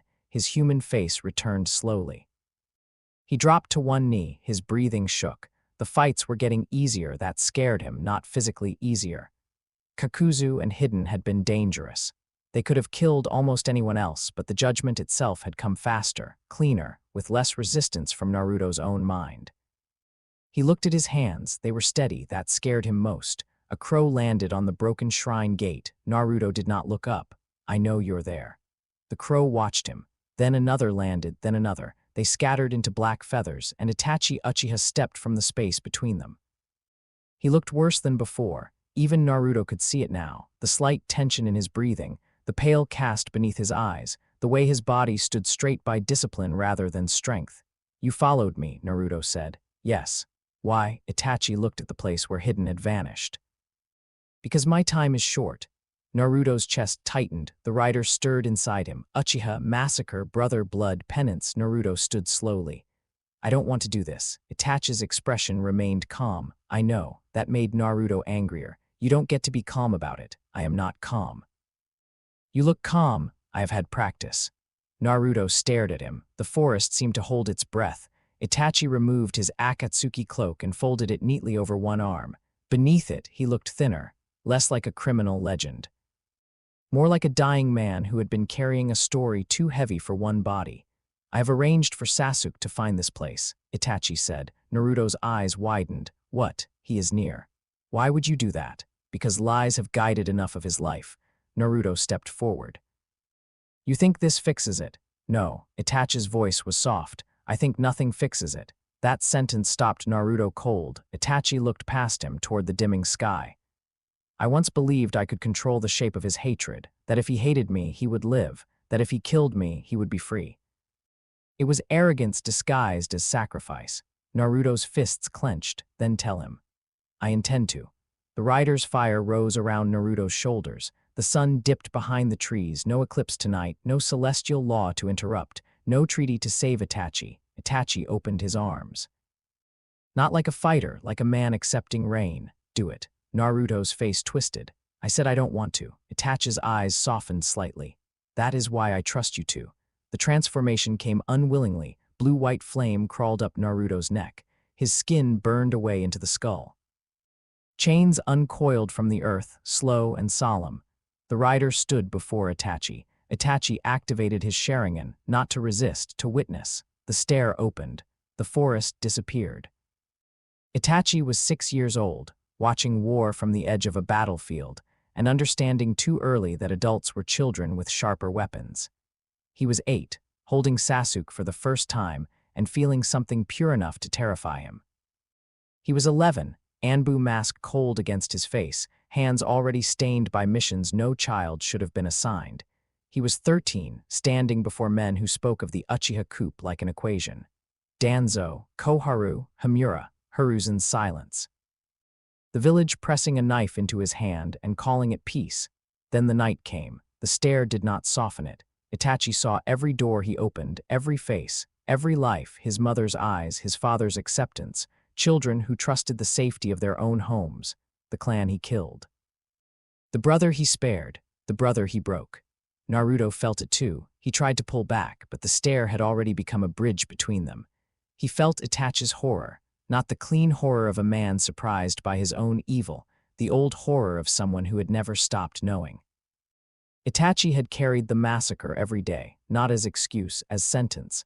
The visions continued: Akatsuki, spying, illness, coughing blood in private, protecting Konoha from shadows after Konoha had used him and buried his truth. Planning to die by Sasuke's hand because he thought giving Sasuke victory was the only gift he had left. The rider weighed it all: guilt, massive, undeniable, blood enough to damn a nation. But beside it stood penance, not forgiveness, not innocence, penance. Itachi had not escaped his crime. He had lived inside it, every breath a punishment he did not try to avoid. The scales did not clear him, they balanced. The fire around the rider changed, less violent, more solemn. A verdict came, penance complete. Itachi exhaled, his Sharingan faded back to black. For the first time since Naruto had met him, Itachi looked young, not innocent, never innocent, but young. The rider released him. Itachi swayed.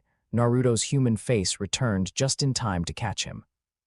The great criminal of the Uchiha clan collapsed into Naruto's arms like someone finally allowed to be tired. Footsteps crashed through the forest. Sasuke arrived with his sword drawn. He stopped when he saw them, his brother, in Naruto's arms, not burned, not chained, not screaming, smiling. Sasuke's face went white. Itachi turned his head. His voice was faint. Sasuke. Sasuke stepped forward, blade shaking. "What did you do?" he demanded, looking at Naruto. Naruto did not answer. He could not. Itachi lifted one trembling hand. Sasuke froze. For years, that hand had meant pain, fingers touching his forehead. A gesture from childhood twisted into memory's cruelest knife. This time, Itachi did not poke his forehead. He touched Sasuke's cheek. "I am sorry." Sasuke's entire world cracked. "No." Itachi's smile broke. "I loved you poorly." "No, I thought hatred would keep you alive." "Stop. I was wrong." Sasuke's sword fell from his hand. The forest blurred around him. Itachi whispered the truth then, not all of it in grand speeches. There was not enough time for history. Only the pieces Sasuke needed most: Danzo, the coup. The order, the choice, the lie, the love. Sasuke listened like each word was a blade being removed from a wound he had built his identity around. When Itachi finished, his breathing had become shallow. He looked at Naruto. "Thank you." Naruto's throat burned. "I didn't forgive you, I know. I don't know if anyone can. That is not what mercy required." Then Itachi looked at Sasuke one final time. "Live as yourself, not as my punishment." His hand slipped from Sasuke's face. Itachi Uchiha died in the forest clearing, not by Sasuke's blade, not by the rider's chains, but by the illness his body had carried for years, peacefully. Sasuke made no sound at first. Then he dropped to his knees. Naruto laid Itachi down gently and stood. He wanted to say something. Anything. Sasuke looked up at him. His eyes were wet, furious, broken, and lost. "Did he suffer?" Naruto answered honestly. "Yes." Sasuke flinched. Then Naruto added, "But not at the end." Sasuke lowered his head. For a long time, neither boy moved. Then Sasuke picked up his sword. Naruto tensed. But Sasuke did not point it at him. He sheathed it. "I don't know what to do," Sasuke said. Naruto's voice was quiet. "Me neither." Sasuke walked away carrying his brother's body. This time, Naruto did not stop him. Some grief needed witnesses, some needed distance. The pain invasion began 3 days later. Konoha had prepared for war. It had not prepared for judgment arriving after disaster. Pain descended from the sky like a doctrine given human shape. 6 bodies.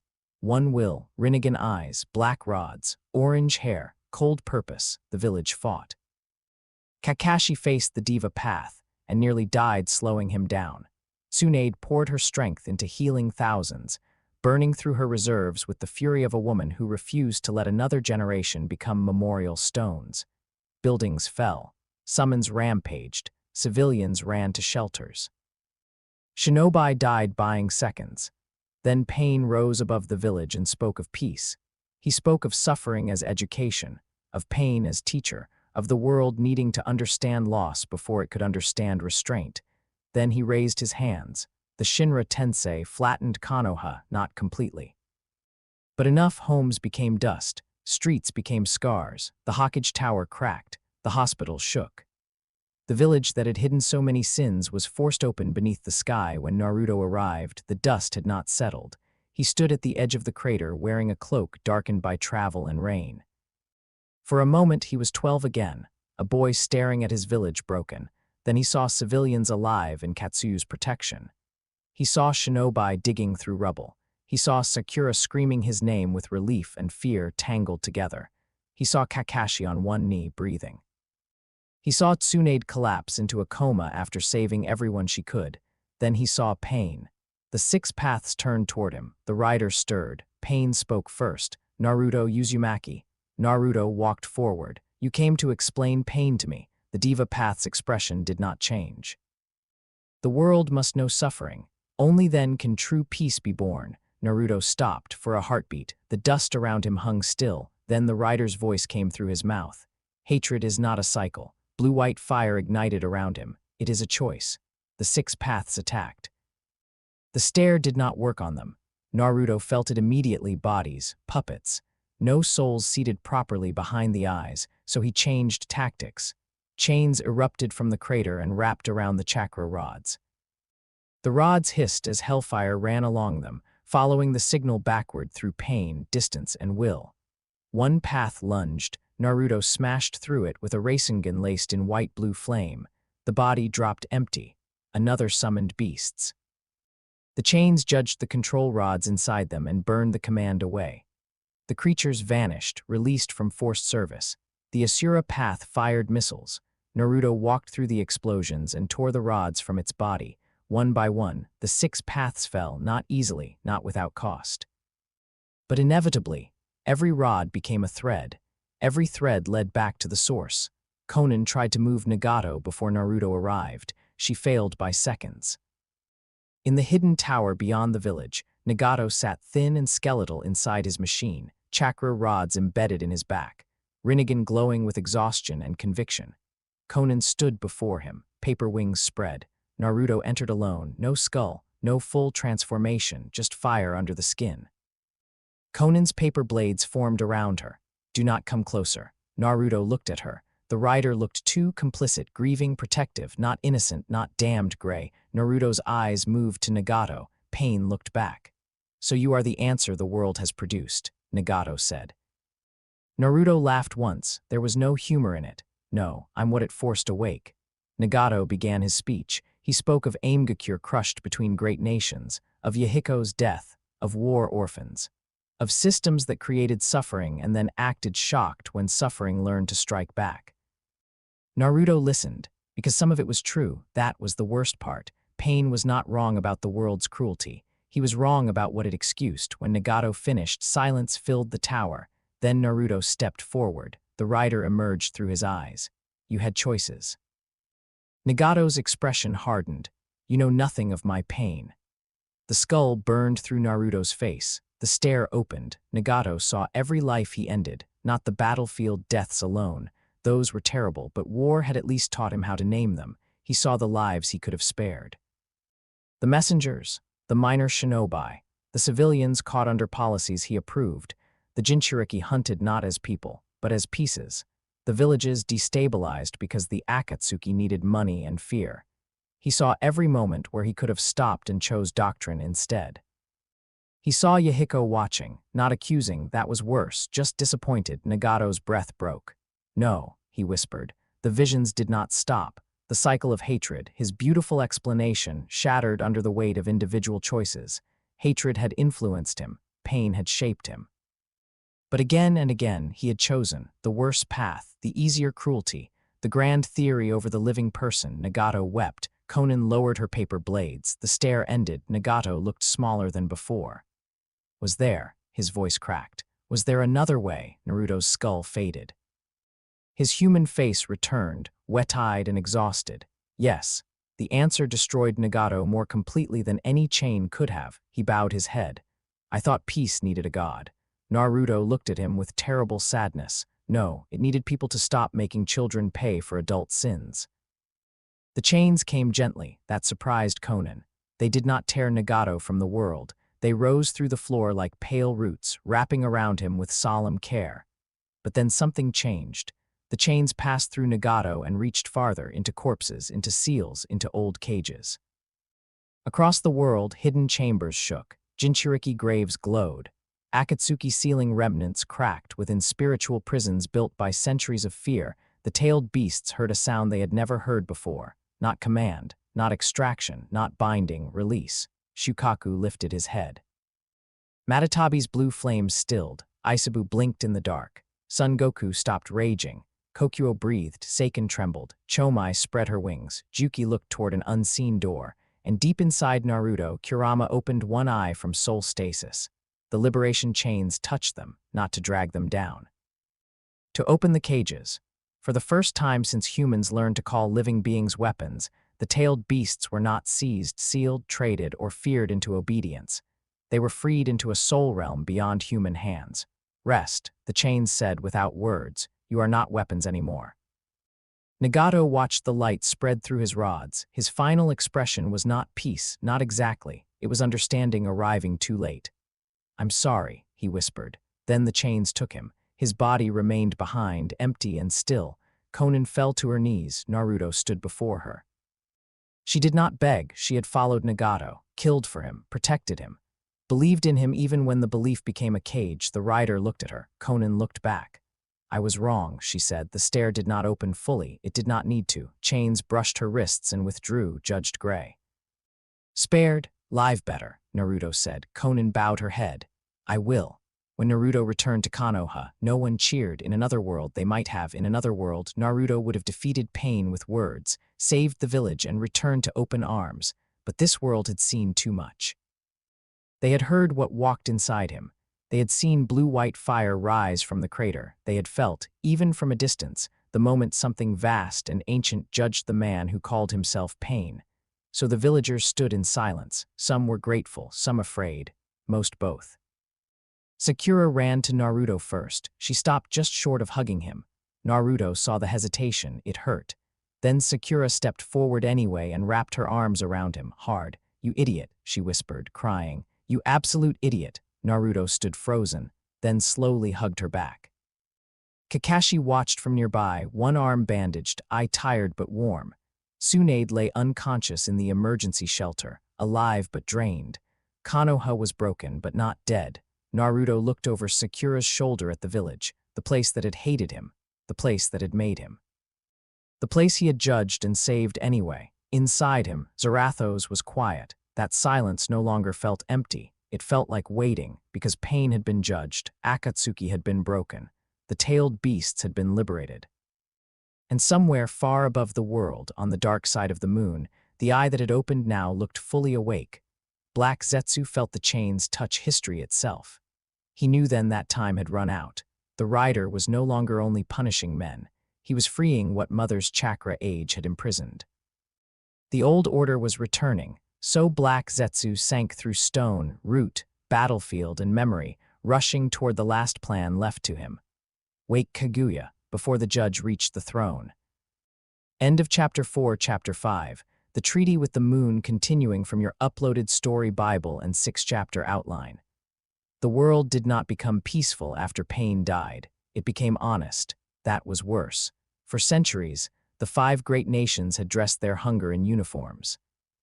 They called border raids security actions. They called assassinations balance. They called kidnapped children assets. They called revenge justice when it served them, and terrorism when it did not.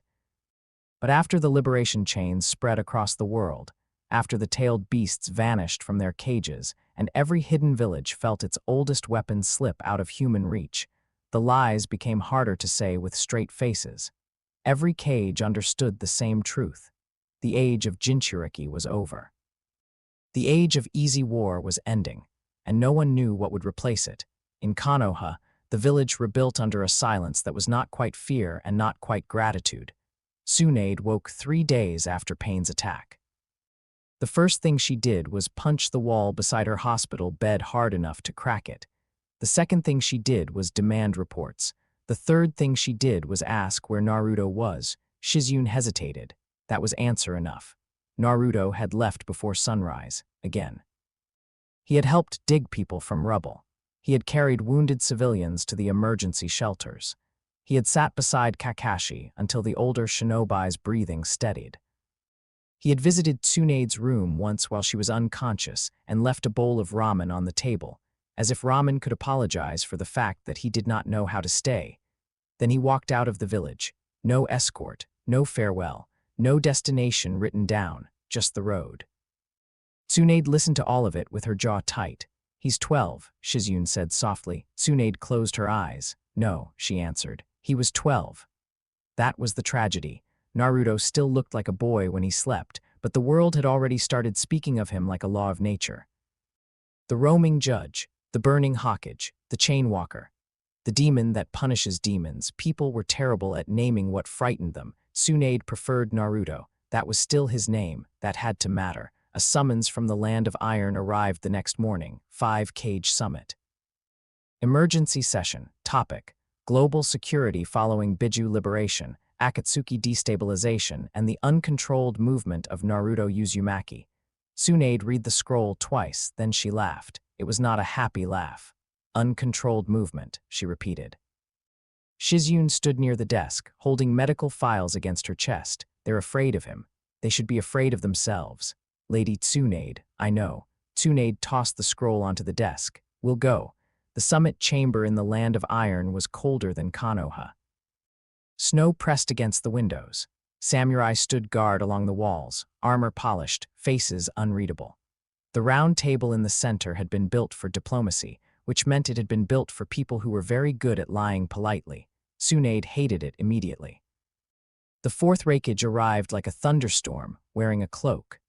Anoki floated into the room with his arms folded, ancient eyes sharp beneath heavy brows. Mei Terumi entered with calm elegance, and the tired look of someone trying to rebuild Kiri from decades of horror.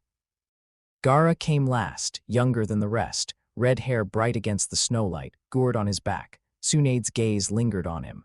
The one tail was gone from him now, not extracted, liberated. The seal inside him had become empty without killing him. The doctors of Suna had no explanation. Gaara himself had described it as waking from a lifelong pressure behind his eyes and realizing silence could be gentle. He looked different, not weaker, lighter. Mifune opened the summit with ceremony. It lasted about 30 seconds before the Raikage slammed a fist onto the table. Where is Uzumaki? Tsunade leaned back in her chair. Good morning to you too. Do not play games, Hokage. I wasn't. If I were playing games, you would be losing louder. Anoki snorted. Mei covered a smile with one hand. The Raikage's glare hardened. That boy destroyed the Akatsuki's extraction structure, killed multiple S-rank criminals, and released the Biju beyond the control of every nation. You expect us not to ask where he is? Gaara spoke before Tsunade could. He did not release weapons. He released prisoners. The room cooled. Anoki looked at him. That is an interesting moral position for a Kazekage. Gaara met his gaze. It is the only honest one available to me. No one answered quickly. That was the problem with honesty. It ruined good politics. Mei folded her hands. Kiri has sent no teams after Uzumaki. We learned from what happened to Zabuza and Kasama. The Raikage's mouth twisted. Kumo sent a squad. They returned alive and useless. Changed, Gaara corrected softly. The Raikage looked at him. Gaara did not look away. Tsunade watched the exchange carefully. Gaara understood Naruto better than anyone at that table. Not completely. No one could, but enough. He knew what it meant to be turned into a container. To have an entire village look at a child and see a weapon first. Anoki tapped his fingers on the table. The question is not whether the boy has good intentions. The question is whether the nations can survive a being who answers to no village, no treaty, and no cage. Tsunade smiled without warmth. You all survived Danzo. You survived the bloody mist. You survived child soldiers, stolen bloodlines, assassinations, and sealing infants with monsters. Funny how accountability is the part that makes everyone nervous. The old Tsuchikage's eyes narrowed. Careful, girl. I'm 50, Tsunade snapped. Call me girl again and I'll throw you through the wall.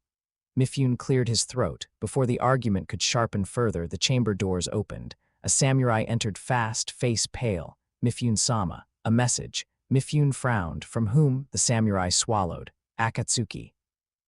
Every guard in the room moved, the lights flickered. A spiral of space twisted at the center of the chamber, bending the air like cloth being wrung dry.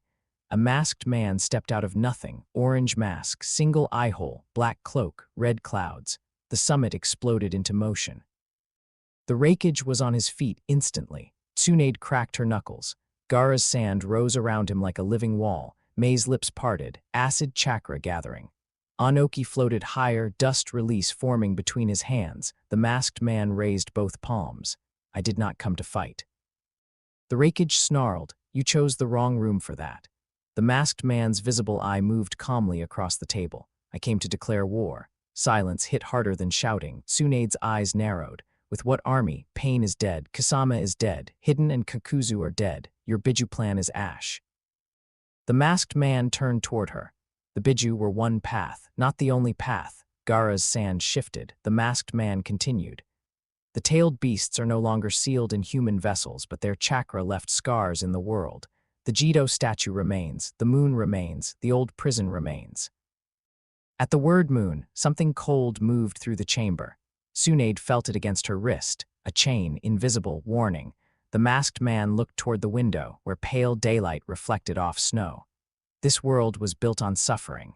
Every village at this table has fed children into its wars. Every cage here inherited blood and called it duty. I offer an end to that. Anoki's face darkened. The infinite Tsukayomi. The masked man inclined his head. A dream without pain. Tsunade stood. No, the word cracked through the chamber. The masked man looked at her. No, he repeated softly. No, Tsunade said. You don't get to wrap surrender in poetry and call it peace. His eyes sharpened. Then war begins.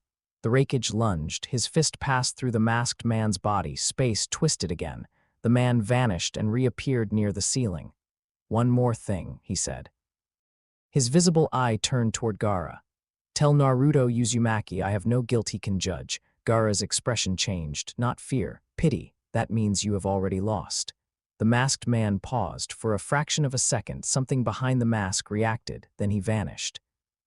The Fourth Shinobi World War was declared in a room full of people who suddenly understood how small their armies might be.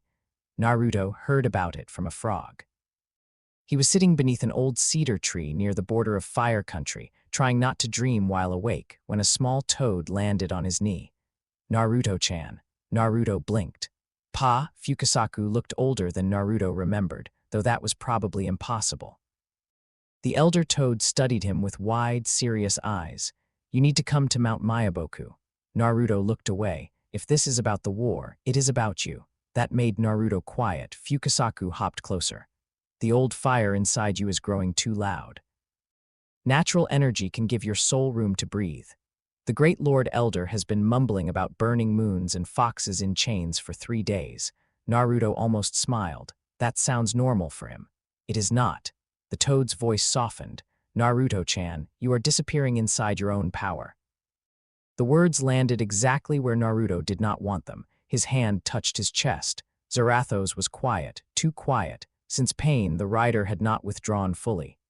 Even in human form, Naruto could feel judgment under his skin like a second skeleton. He saw guilt around people now, faint and constant. Small lies looked like smoke. Old crimes looked like bruises on the air. He missed not knowing. That was the cruelest thing. Ignorance had been painful, but awareness was exhausting. Okay, Naruto said. Fukasaku's eyes softened. Good. Mount Myaboku smelled like moss, stone, and rain that had never touched pollution.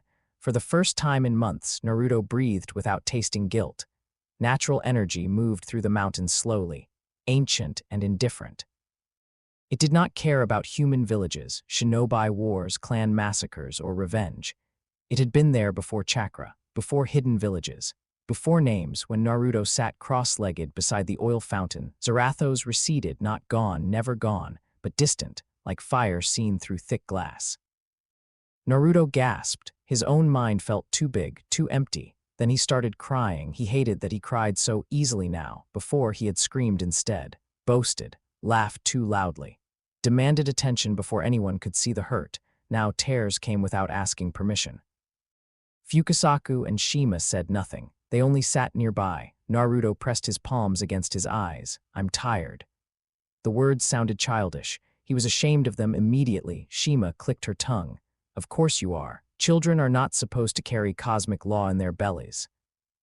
Naruto let out a broken laugh. That's weirdly specific. It's a weird problem.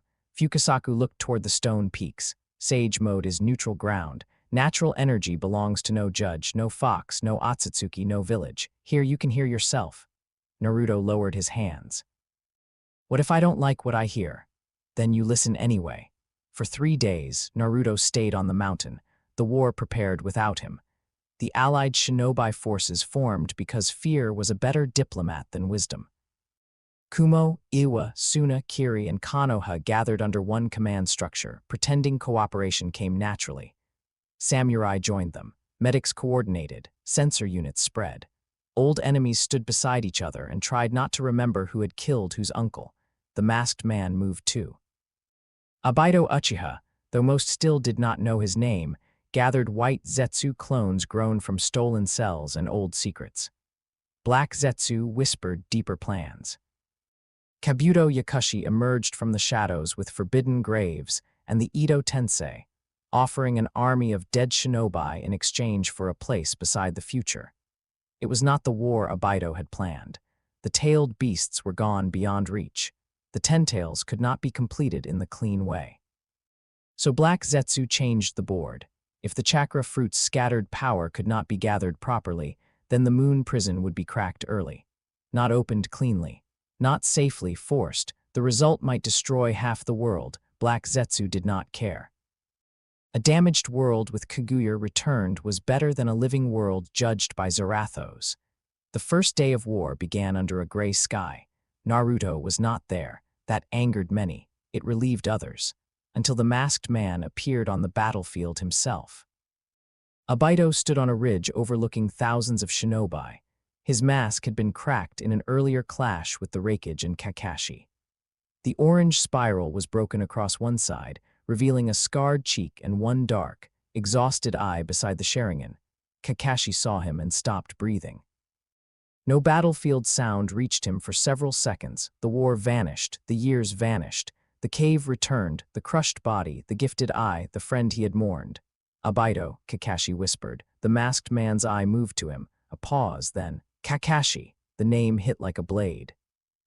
Around them, shinobi continued fighting white Zetsu clones, but the space between Kakashi and Abido became its own battlefield. Abido removed the broken mask. Gasps spread among those close enough to see.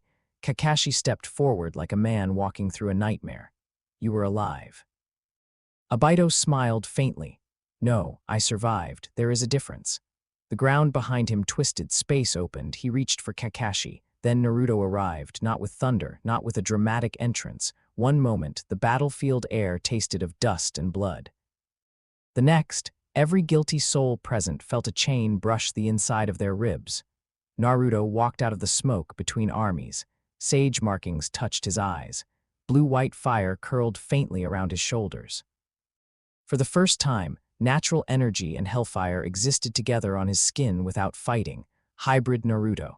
Not the full rider, not just a boy, something in between. Abido looked at him. There you are. Naruto's gaze moved over the battlefield, over the dead rising from Edo Tensei, over white Zetsu clones, over shinobi barely older than he was charging into war because adults had run out of better ideas. His expression hardened. You started another one. Abido's face did not change. I am ending all of them. The fire around Naruto sharpened, by putting everyone to sleep, by freeing them from pain. Naruto walked closer. Kakashi reached out. Naruto, wait. Naruto stopped but did not look back. Abido's Sharingan spun. I have no guilt you can use. Naruto stared at him. Then the stare touched Abido and stopped. Naruto felt it. Zarathos felt it. Abido's guilt was vast, but it was buried inside a maze of delusion so thick the stare could not find the center cleanly.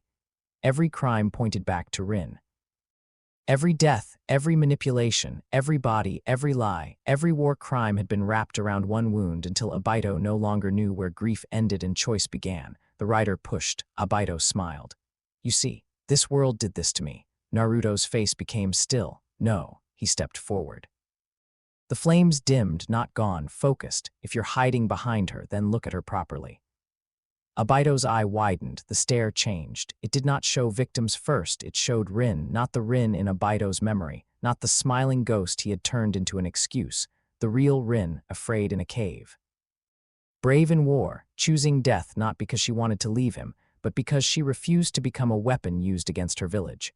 Abido saw her crying when children died, saw her anger at cruelty, saw her kindness as strength, not softness.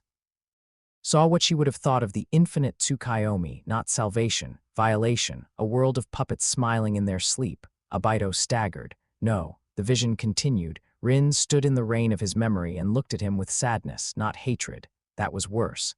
Abido's knees hit the ground. Kakashi moved toward him, shaking. Abido looked up at Naruto. His voice broke. I loved her. Naruto's eyes were wet. Then stop using her to excuse what she would hate. The battlefield around them seemed to fade. For the first time since he had crawled from the rocks years ago, Abido Uchiha saw his life without the mask, without Madara's poison, without Zetsu's whispers, without the dream world he had built over a grave. He saw choices, so many choices, his hand trembled. I surrender, he whispered. Black Zetsu struck immediately. He erupted from the ground like a living stain, aiming for Abido's body, for the Rinnegan, for the last prepared trigger. Naruto moved, chains shot forward. Black Zetsu twisted away, hissing as blue-white fire grazed him. He did not scream like men screamed. He shrieked like something old and wrong forced into daylight. Not yet, Black Zetsu spat. Then the ground behind him exploded. A coffin split open. Madara Uchiha stepped onto the battlefield. Edo Tensei cracks lined his face at first. Then Black Zetsu drove a stolen ritual seal into Abido's back.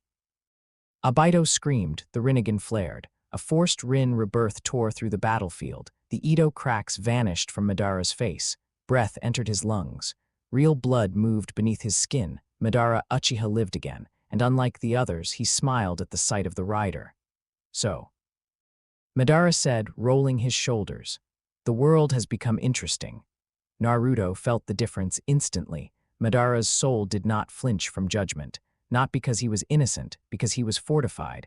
Hashirama cells pulsed inside him with violent life force. Sage energy clung to his body like armor. The Rinnegan resisted soul pull, anchoring him to the physical world. His Susanoo rose behind him, massive and blue, but even that was not his true defense. Madara was not merely a guilty man. He was a system wearing a body. Naruto transformed fully. The rider emerged, skull blazing, chains burning. Madara laughed. Good. They clashed. The battlefield shattered around them. Madara's Susanoo blade carved through hills. The rider's chains tore through chakra constructs and dragged Edo Tensei soldiers into release. Hellfire burned through ninjutsu, but Madara did not rely only on ninjutsu. He used terrain, taijutsu, sage-enhanced perception, limbo shadows that existed half a breath outside normal reality. For the first time, Naruto was hit, not by chakra. By force layered through natural energy and reality distortion. He crashed through stone and rose smoking. Madara appeared above him and drove a black rod toward his chest. A chain caught it inches away. Blue-white fire met Rinnegan power. The air screamed, neither gave. Madara's smile widened. You are not like the Biju, the rider's voice answered. No, you are older. Yes. Then why wear a child? The rider lunged. Madara dodged, but the chain grazed his arm. For a moment his skin burned translucent and his soul showed beneath, vast and bloodstained. Madara looked delighted. Ah. There you are. He countered with a truth-seeking orb stolen through incomplete six paths power, forcing the rider back. Hellfire curled around the black sphere, neither consuming nor being consumed, stalemate. Across the battlefield, everyone felt it. Kakashi, supporting a wounded Abido. Gaara, sand raised defensively. Tsunade, arriving with the allied command, face grim. The rakeage, fists clenched, even the revived dead paused. The rider could not reach Madara's soul cleanly. Madara could not destroy the rider's body. Two impossibilities had met and found each other heavy. Naruto's human voice broke through the skull. Enough. The rider hesitated. Madara noticed. A divided vessel. Naruto forced himself backward. Blue fire flickered wildly. He could feel Zarathos pushing toward full manifestation. He could feel the battlefield's innocent blood calling. Every dead child soldier in history seemed to be screaming through the ground. If he surrendered fully here, Madara might die, so might the person named Naruto. He retreated, not from fear, from survival. A reverse summon pulled him away in smoke and towed chakra. Madara let him go. That was his arrogance and his mistake. Naruto landed hard on Mount Myaboku. He rolled across stones, smoke rising from his skin. Fukasaku and Shima rushed to him. The great toads gathered in alarm. Naruto pushed himself up, shaking. I can't beat him. Fukasaku said nothing. Naruto's fists struck the ground. I can't judge him. I can't burn him. He's got too much protecting him. Shima's eyes narrowed. Then maybe burning is not all you are. Naruto looked at her. Before she could say more, the world inside Naruto cracked open. Deep beneath the seal, beyond the cage, beyond Kurama's soul stasis, beyond even the door Zarathos had entered through, three presences met for the first time. Naruto stood in black water. Kurama lay bound in pale chains, one eye open, enormous and furious. Zarathos stood before him, skull burning quietly. Naruto looked between them. Okay, he said, voice trembling. Somebody explain. Now, Kurama growled. For once, brat, I agree. Zarathos turned toward the dark ceiling of the inner world and spoke. Long before chakra, there was balance. The world had spirits before it had shinobi. Not kind spirits, not cruel spirits, necessary ones. Among them were the spirits of vengeance, ancient enforcers of moral debt. They did not rule. They did not govern. They answered when blood cried too loudly and no living law remained worthy. Then the Otsutsuki came, not gods, parasites with divine appetites. They traveled between worlds, planting trees that drank life and produced fruit. They called it cultivation. They called it ascension. They called it destiny because monsters preferred beautiful words for theft. This world had been different. Its chakra fruit had not been meant for Kaguya. It had been placed here by older powers as a gift meant to ripen slowly, to be shared, to connect life without devouring it. A bridge between body, spirit, and nature. Kaguya stole it. In stealing it, she did not only take chakra, she broke jurisdiction.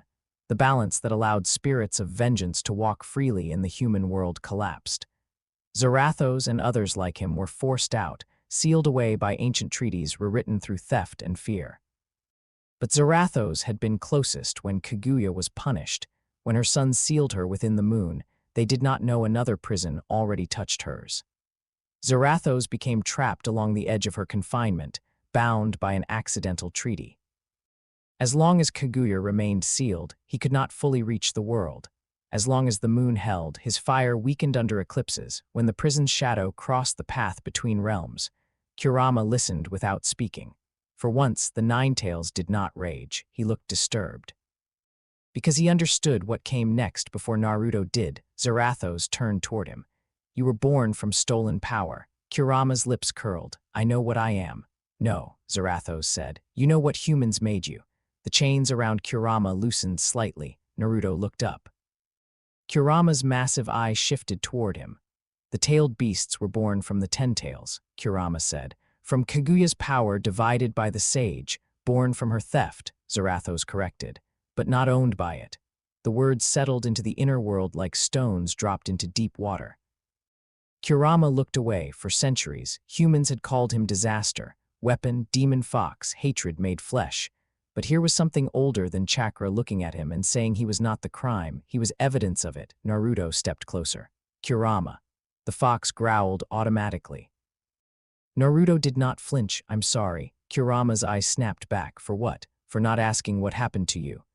The inner world went silent. Kurama stared at him, then laughed. It was not a happy sound. You were a child. So were you once, kind of. Kurama's teeth showed. Do not get poetic with me, brat. Naruto smiled faintly. It faded quickly. I can't beat Madara alone. Zarathos can't either, not cleanly. He resists soul judgment. His body is full of Hashirama's life force. His eyes pull against the chains. Sage energy blocks full damnation. Kurama looked toward Zarathos. And you need chakra. Zarathos' skull flame lowered. Yes, Kurama's tails shifted. You put me in chains. You would have consumed the boy. I was imprisoned in him. And he was imprisoned around you. The words struck both of them. Naruto lowered his gaze. Kurama closed his eye. For a long time, nobody spoke.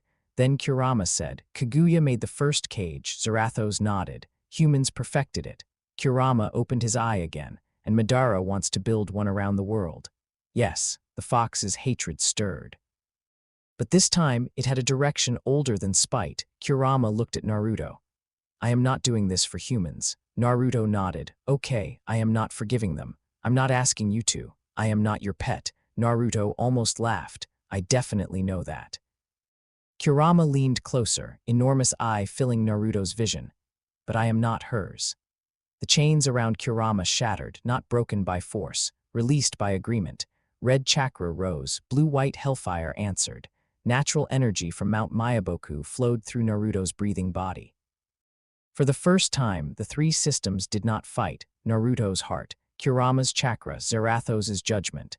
A fusion formed not by domination but by consent on Mount Myaboku. Naruto opened his eyes. The toad stepped back. He stood slowly. His body glowed with layered power. Sage markings burned around his eyes, but the pupils were fox-slit and bright. Blue-white hellfire formed a cloak over red-gold chakra. Chains floated behind him like tails. Within the fire, Kurama's shape appeared not as a prisoner, but as a guardian silhouette. Naruto breathed. For the first time since Wave, his own mind was not crowded, it was shared. That made all the difference. Madara was still smiling when Naruto returned. The battlefield had worsened. The sky above it had darkened with cracks of moonlight that should not have been visible during day. Black Zetsu had begun the prison-breaking ritual. Abido, half-conscious, fought from Kakashi's arms to resist the control seal still burning through his body. Madara looked up as Naruto landed. His smile faded slightly, different. Naruto's voice was calm, whole. Madara laughed. Then show me. The second clash lasted less than the first. Madara formed Susanoo. Naruto's chain-wrapped Kurama avatar tore through it, not by overpowering chakra alone, but by burning the soul structure inside the technique, while Kurama's chakra smashed the form. And sage energy disrupted the natural balance holding it together. Body, chakra, soul, all at once. Madara's Rinnegan activated, limbo shadows attacked. Naruto saw them through sage perception, bound them with hellfire chains, and Kurama crushed their chakra anchors. Madara tried truth-seeking orbs. Naruto caught one in his bare hand. Hellfire judged the intent. Kurama's chakra resisted the shape. Natural energy returned it to stillness. The orb cracked. For the first time, Madara stepped back. Naruto moved faster. A Rasengan formed in his palm, not blue, not red, but white-blue at the core with red-gold spirals around it. It struck Madara in the chest. The battlefield went silent. Madara's Hashirama cells burned green, then black, then ash. His Rinnegan cracked, not physically first, spiritually. The eyes lost their authority. Madara grabbed Naruto's wrist, blood at his mouth, still smiling faintly. So this is judgment. Naruto looked at him. No. The chains rose behind him. This is the end of pretending power makes you right. Madara's smile vanished. For 1 second, he looked offended. Then the chains pulled. Madara Uchiha, who had shaped generations through ambition, war, manipulation, and dream-poisoned ideology, was taken. His body collapsed empty, his Rinnegan shattered like glass. The battlefield did not cheer. No one knew how to cheer after watching a legend become a warning. Black Zetsu screamed. It was a terrible sound, not grief, rage. My mother will not be denied. He lunged for Madara's fallen body, but there was nothing left to use. No soul, no eyes, no bridge, so he turned toward the sky. The ritual was incomplete. The moon prison was cracked but not open. Black Zetsu poured himself into the fracture anyway. Naruto looked up. The sky split. Not like clouds parting, like reality tearing along an old seam. The moon, pale even in daylight, darkened at its center. A presence descended through the crack. Every shinobi on the battlefield froze, not from genjutsu, from instinct. The instinct of living things recognizing something that had never considered them equal. White robes, long hair, horns, eyes older than kingdoms. Kaguya Otsutsuki stepped into the world. Behind her, the sky was no longer the sky. Naruto felt Zarathos go still. Kurama's chakra bristled. For the first time, the spirit of vengeance did not feel like the oldest thing in the room. Kaguya looked across the battlefield, not at the armies, not at the cage, not at the fallen Madara, at Naruto, her pale eyes narrowed. "So," she said, voice soft and enormous, "the jailer found a child." Naruto's chains ignited, Kurama growled inside him, Zarathos burned brighter. And somewhere deep beneath the human boy still holding them together, Naruto Uzumaki understood the truth. Madara had been a war, Kaguya was the original crime. End of Chapter 5. Chapter 6, The World That Cannot Bear a Hero. Final chapter, continuing from your uploaded story Bible and outline. Kaguya Otsutsuki stepped into the world, and the world remembered how to kneel, not by choice, not by respect, by instinct. The battlefield froze beneath her presence. Shinobi from every nation stood locked in place, weapons half raised, mouths half open, eyes wide with a fear too old for language. Dust hung motionless in the air. Torn banners stopped fluttering. Blood droplets paused before touching the ground. Time itself had bent around her arrival. Only Naruto moved. He stood in the center of the ruined battlefield, wrapped in red-gold chakra, blue-white hellfire, and the stillness of sage mode. Chains floated behind him like burning tails. Kurama's presence rumbled inside his soul, vast and furious. Zarathos burned quieter than usual. Not weaker, focused, Kaguya looked at Naruto the way a queen might look at a village child standing on her throne. "You are not Higoromo," she said. Naruto's fists tightened. "No, you are not Hamura. No," her pale eyes narrowed. "And yet you carry old fire." The sky behind her was wrong. It was not clouds, not space, not any dimension the shinobi world understood. It looked like a wound cut through reality, showing something beyond the moon, beyond the stars, beyond even the old stories. Black Zetsu clung to Kaguya's sleeve like a shadow pretending to be a sun. "Mother." He hissed, "That thing is the threat. It destroyed Madara. It freed the beasts. It burns the soul." Kaguya did not look at him. "I know what it is." For the first time since Naruto had felt Zarathos awaken in wave, the spirit of vengeance did not answer immediately. Inside Naruto, Kurama growled. "She knows you." Zarathos' flame flickered once. "Yes." Naruto did not look away from Kaguya, then talk. Kaguya floated forward. Her feet did not touch the ground. She moved through the frozen battlefield as if walking through a painting. "Little vessel," she said, "do you know what you carry?" Naruto's jaw tightened. Judgment. Kaguya's expression did not change, but something like amusement passed through her eyes. Judgment is a word used by those too weak to rule. The hellfire chains hissed. Naruto stepped forward. And rule is a word used by people who want theft to sound holy. For the first time, Kaguya paused. Black Zetsu recoiled slightly. Kurama gave a low, approving rumble inside Naruto's soul. Kaguya's gaze sharpened. "You speak boldly for a child wearing borrowed power." Naruto looked around the battlefield, at Kakashi, frozen with one hand reaching toward a Baido. At Gaara, sand suspended around him like a golden wave. At Tsunade, midstep, face fierce even while trapped in stillness. At thousands of shinobi who had been trained since childhood to die for flags, villages, leaders, and old grudges. Then Naruto looked back at Kaguya. "You started this." Her face remained still. Naruto's voice grew stronger.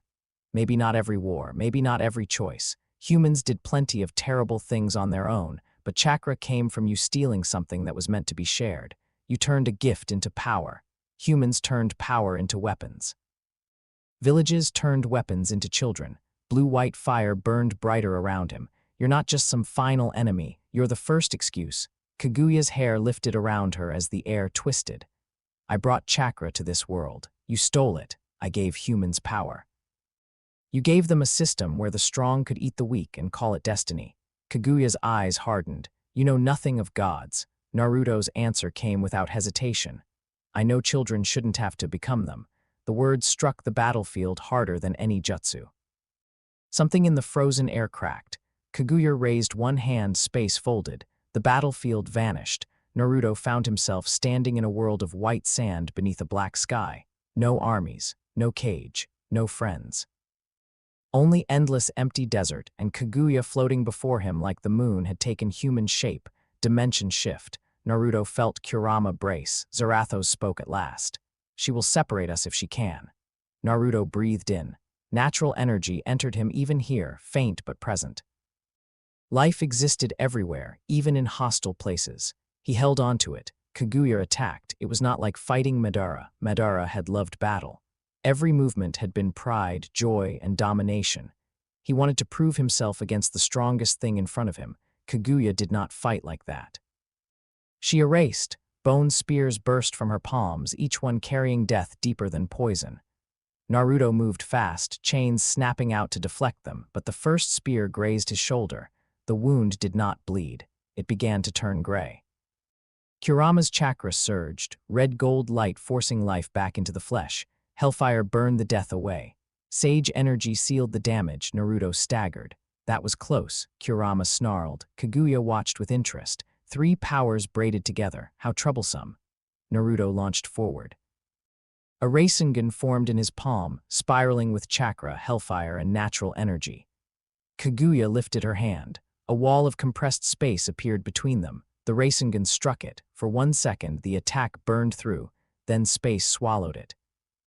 Naruto twisted away as the same Rasengan exploded behind him, reflected through a portal. He hit the sand hard and rolled. Kaguya appeared above him. Her hair lashed out like living white chains, wrapping around his arms and throat. Zarathos' chains answered, burning through the hair, but not easily. Kaguya's power was not chakra alone. It was older, denser, closer to divine theft than human technique. Hellfire did not ignore it. That was new. That was terrifying. Naruto broke free and leapt back. "You can't burn her like the others," Kurama said. "I noticed." Kaguya raised both hands. The desert became ice. In an instant, Naruto was trapped waist-deep in frozen ground. The cold tried to enter his bones. His flames dimmed at the edges. Kaguya floated closer. "Zarathos," she said. The name sounded wrong in her mouth. Old, personal. You were once feared. The skull of the rider flickered over Naruto's face, then receded. Kaguya smiled faintly. "Now you hide in a boy." Naruto's eyes burned. "He's not hiding." The rider's voice came through him, deeper and colder. "He is waiting for debt to mature." Kaguya's smile vanished. The ice exploded as Naruto released a pulse of hellfire and Kurama chakra together. He shot forward, chains wrapping around Kaguya's wrist. For the first time, the chain touched her. The world screamed, not Kaguya, the world. Naruto saw flashes. A tree growing where no tree should grow. A fruit pulsing with stolen light. People looking up in wonder before wonder became worship. Kaguya eating the fruit. Power entering her, balance breaking, spirits burning as they were pushed from the world. Zarathos chained beyond the moon's shadow. Humans receiving chakra without wisdom. Sons rebelling. A mother sealed. A prison in the sky. The chain snapped. Naruto was thrown backward, skidding across ice. Kaguya looked at her wrist. A small blue-white mark burned there. Tiny, almost nothing. But it was the first mark of judgment she had carried in 1,000 years. Her expression changed. Now she was angry. The ice dimension shattered. They fell through lava. Then gravity. Then black stone. Then a field of red flowers under a dead sky. Kaguya shifted worlds like breathing. Each dimension tried to isolate a part of Naruto. Lava tested Kurama's body. Gravity tested Naruto's will. Empty space tested Sage Mode. Darkness tested Zarathos, but the fusion held, not perfectly, not painlessly, but held, because it was no longer a cage. Naruto was not forcing Kurama's chakra.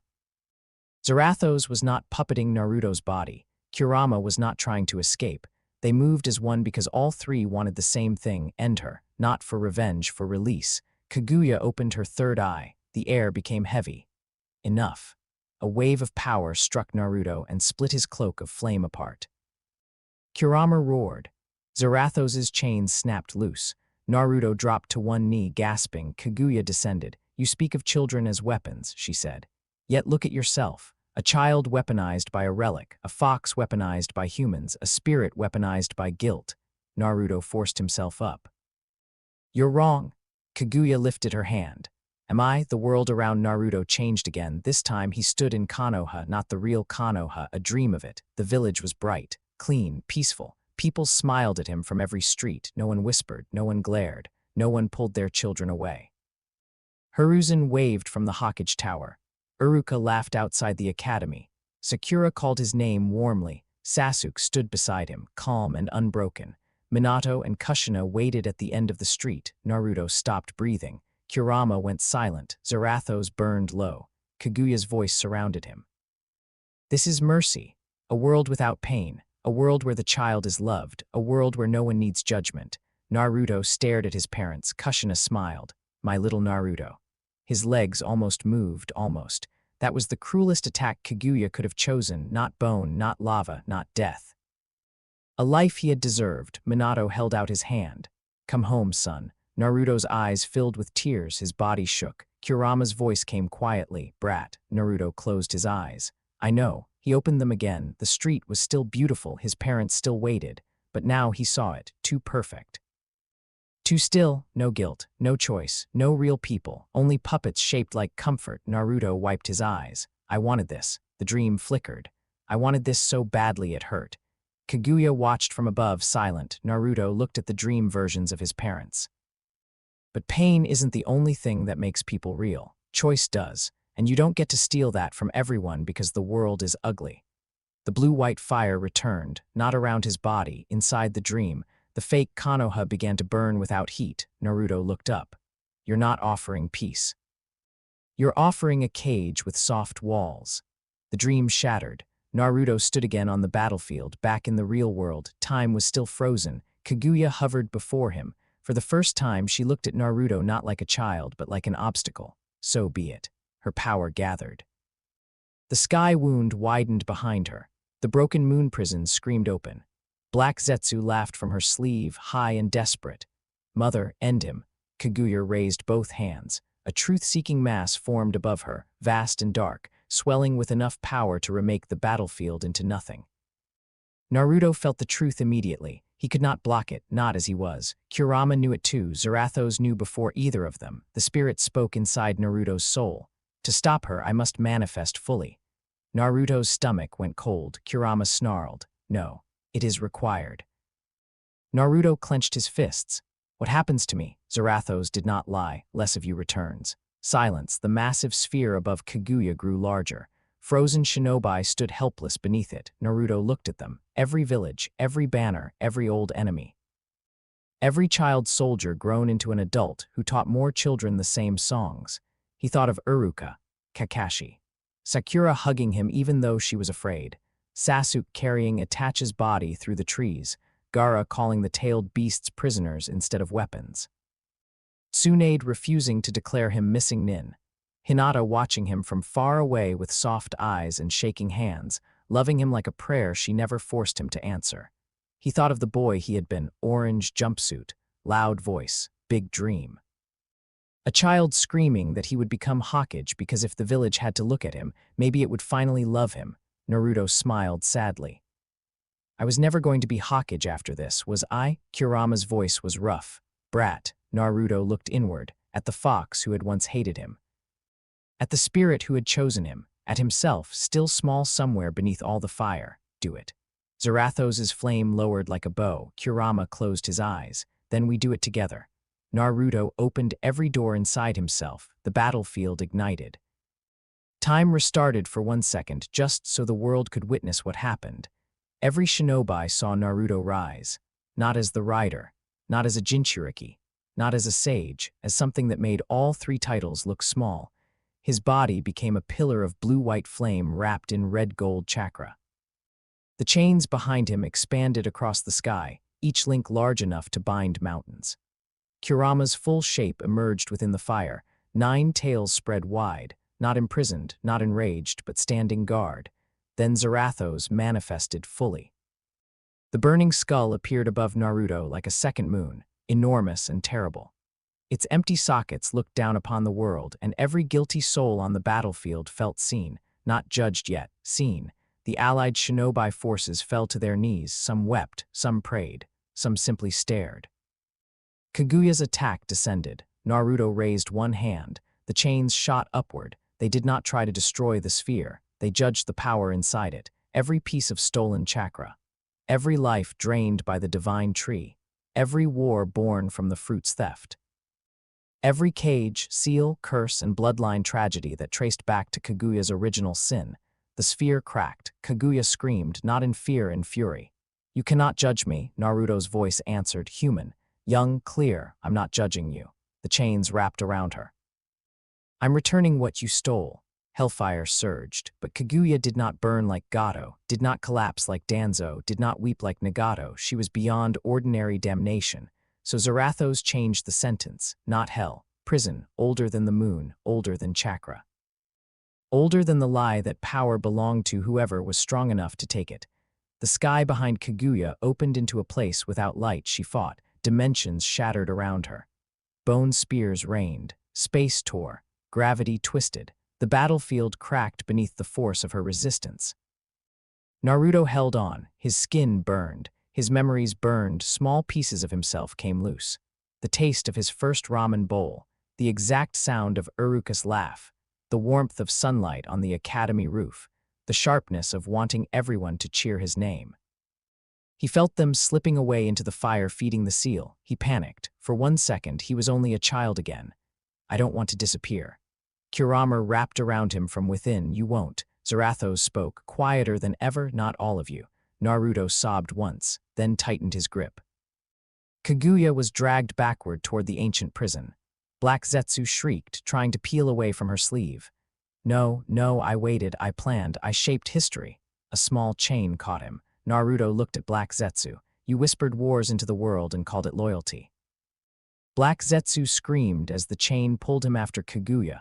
Mother and Shadow vanished into the old dark. Zarathos followed, not completely. Half of the spirit's vast presence tore away from Naruto and passed into the prison, chains wrapping across the opening from the inside. The other half stayed. Braided into Naruto, the sky sealed, the moon went silent, Kaguya was gone, the battlefield exhaled, Naruto fell. He hit the ground as a boy, mostly. The flames faded from his skin, his hair settled across his forehead. His face was human. His eyes opened slowly, blue with faint rings of pale fire around the pupils. Kakashi reached him first.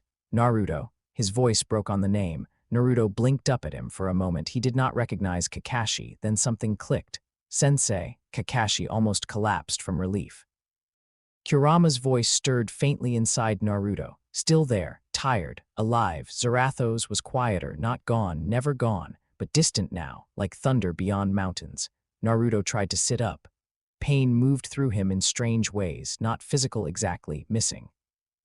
He felt like a house after a fire, still standing but with rooms gone forever. Sakura arrived next, hands glowing green, tears running down her face as she checked him. You idiot, she whispered again, because apparently that had become her favorite prayer. Naruto smiled faintly. Yeah. Tsunade stood over him, battered and bleeding but alive. Her eyes searched his face. How much? She asked. Naruto understood. He looked toward the sky. I don't know. That was the honest answer. The war ended because there was no one left to fight. Madara was gone. Abido survived, barely, and surrendered fully. Black Zetsu was sealed with Kaguya. The Edo Tensei army collapsed after Kabuto was captured by a joint force led by Itachi's old records and Sasuke's cold determination. The dead returned to rest. The white Zetsu clones withered without their source. But victory did not feel like victory. The allied shinobi forces stood among broken earth and watched Naruto Uzumaki sleep under Sakura's medical field, and every nation understood the same impossible truth. They had not been saved by a weapon.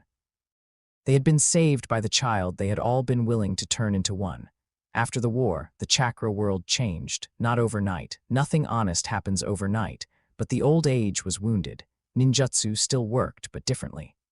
The god-tier pressure that had defined the war was gone. Techniques felt smaller, more grounded. Bloodlines remained, but the terrifying climb toward divine power had been cut at the root. No more tailed beast arms race. No more Jinchuriki programs. No more villages pretending that sealing living beings inside infants was strategy instead of horror. The next generation would inherit less power. Most adults feared that. Most children did not. Crime dropped sharply in the first year, not because humans became pure, they did not, but everyone had seen the chains. Every corrupt lord, war profiteer, missing nin broker, black market surgeon, and ambitious elder now understood one thing clearly. There was an executioner in the world who did not accept bribes, borders, titles, or excuses. Some called it tyranny, some called it peace. Naruto called it heavy. He did not become Hokage. Nobody said it directly at first. That almost made it worse. There were meetings, discussions, concerned looks, political wording, practical limitations, symbolic complications. Naruto listened to all of it from a window seat in Tsunade's office, one leg hanging outside, staring at the village. Finally, he saved them the trouble. I can't be Hokage. The room went silent. Tsunade looked at him. Kakashi, standing near the wall, closed his visible eye. Sakura stared at the floor. Naruto smiled a little. It was not the old grin, but it was real. Hokage belongs to someone who can live with the village. I'm not that anymore. Tsunade's voice was rough. You earned it more than anyone. Maybe. Naruto looked at the Hokage monument. But earning something doesn't always mean you can hold it. Kakashi became Hokage 2 months later. He hated the hat. Naruto laughed when he saw him wearing it. That was the first time anyone had heard him laugh properly since the war. Sasuke did not return to Konoha permanently. He was judged in private. No one knew exactly what Naruto saw. No one knew what Sasuke saw. They met at sunset near the old Uchiha district, stood facing each other for nearly an hour, and when Sasuke finally fell to his knees, no chains took him. The next morning, Sasuke left with no headband and no sword drawn. He spent years rebuilding what war had broken, orphanages first, that surprised people, then border villages, then old massacre sites where nobody remembered the victims properly. He refused students, refused titles, refused clan restoration politics. Once a year, he met Naruto at the edge of Fire Country. They usually said very little, that suited them. Hinata found Naruto sitting on the 4th Hokage stone face one evening. He came there often, not to brood, not exactly. He liked watching ordinary life from above. Children running, vendors arguing, shinobi complaining about paperwork, lovers walking under lanterns, people being people without knowing how precious that was. Hinata sat beside him without asking. For a long time, she said nothing. Naruto appreciated that. Finally, she spoke. You saved everyone. Naruto looked at the village. I scared everyone. Both can be true. He glanced at her. Hinata smiled softly. She had changed too. Less timid, but still gentle. War did that to some people. Broke hesitation. Left kindness intact if they were lucky. Naruto looked away. I can't give you normal. I know. I don't age right anymore. I don't sleep much. Sometimes I hear guilt from 3 countries away. Sometimes I forget things I know I should remember. Hinata's hands folded in her lap. I know. He swallowed. The writer doesn't marry. Hinata's cheeks colored slightly, but she did not retreat. Then I won't ask him to. Naruto stared at her. She looked out over the village. I love Naruto. The words were quiet, no demand inside them, no expectation, no cage.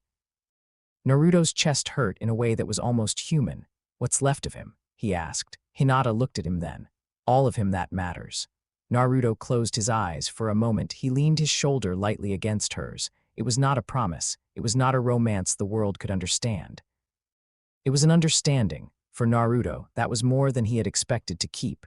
Years passed. The world became calmer, not happier exactly. Joy was quieter in the age after judgment. Festivals still happened, but people drank less violently. Leaders spoke more carefully. Academies changed first in Konoha, then Suna, then slowly elsewhere. Children trained later.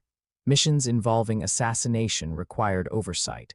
Civilian councils gained power because everyone had finally learned what happened when shinobi answered only to shinobi. The will of fire changed meaning. It no longer meant burning yourself for the village. It meant making sure the village never again asked children to become kindling. Naruto became a story while still alive. That was strange. Children whispered about him. Some versions were ridiculous. In one, he rode a dragon. In another, he ate lightning. In another, he could smell lies through walls, which was only sometimes true. The most common story was simpler. Be just or the rider will come. Naruto disliked that one. Kurama found it hilarious. You wanted recognition. The fox said one evening inside Naruto's soul, congratulations, children now behave because they think you live under their beds. Naruto groaned. That's not funny. It is extremely funny. Zarathos, quieter than before, said nothing, but Naruto felt something like amusement from the old fire. The final road lay between 2 nations that had once fought over iron mines and river rights. Now the border was marked by a shared school. Naruto rode past it at sunset. not on a motorcycle. The world had not invented those yet. His mount was a horse made of hellfire, white, blue, and silent, hooves touching the road without leaving prints. It did not burn the grass. It did not frighten the children watching from the school fence. One little boy raised his hand. Naruto stopped. The boy's teacher looked terrified. The boy did not.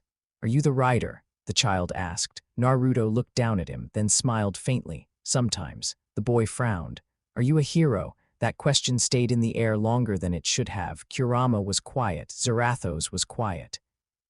The sunset burned orange across the sky, the color Naruto used to wear when he wanted the whole world to look at him. Finally, Naruto answered. "No." The child looked confused. Naruto leaned forward slightly. "I'm what happens when heroes are late." The teacher went pale. The child thought about it, then nodded with the seriousness only children could manage. "I'll be early then." Naruto's smile softened. "Good." He rode on. Behind him, the school bell rang. Ahead, the road stretched between quiet fields and distant mountains. Kurama curled inside his soul like a tired fox finally allowed to rest. Zarathos watched from the deep places, no longer a jailer, no longer a master, but a fire that waited only when waiting was needed. Naruto Uzumaki rode toward the border, toward the next debt, toward the next place where power had forgotten consequence. He was not the boy he had been. He would never be that boy again. But somewhere inside him, beneath the chains and fire and ancient law, that boy still existed. The boy who wanted people to stop looking away. The boy who wanted the world to be kinder. The boy who wanted peace so badly he was willing to become a warning. The sun dipped below the horizon. Blue-white hoofprints flashed once on the road, then faded. And in the villages behind him, children slept without seals in their stomachs, without monsters in their cages, without elders deciding their futures in rooms full of smoke. That was peace, not perfect, not gentle, not the peace Hashirama dreamed, not the peace Nagato preached. Not the peace Kaguya offered. It was the peace of a world that had looked into the eyes of judgment and chosen, mostly, to behave. The boy who wanted to become Hokage became something heavier. The world's conscience. The price was that Naruto Uzumaki no longer fully belonged to the world he saved. The benefit was that no other child would ever have to become what he became. Somewhere far away, thunder rolled over an empty road. The rider kept moving, and the will of fire burned blue. End of chapter 6.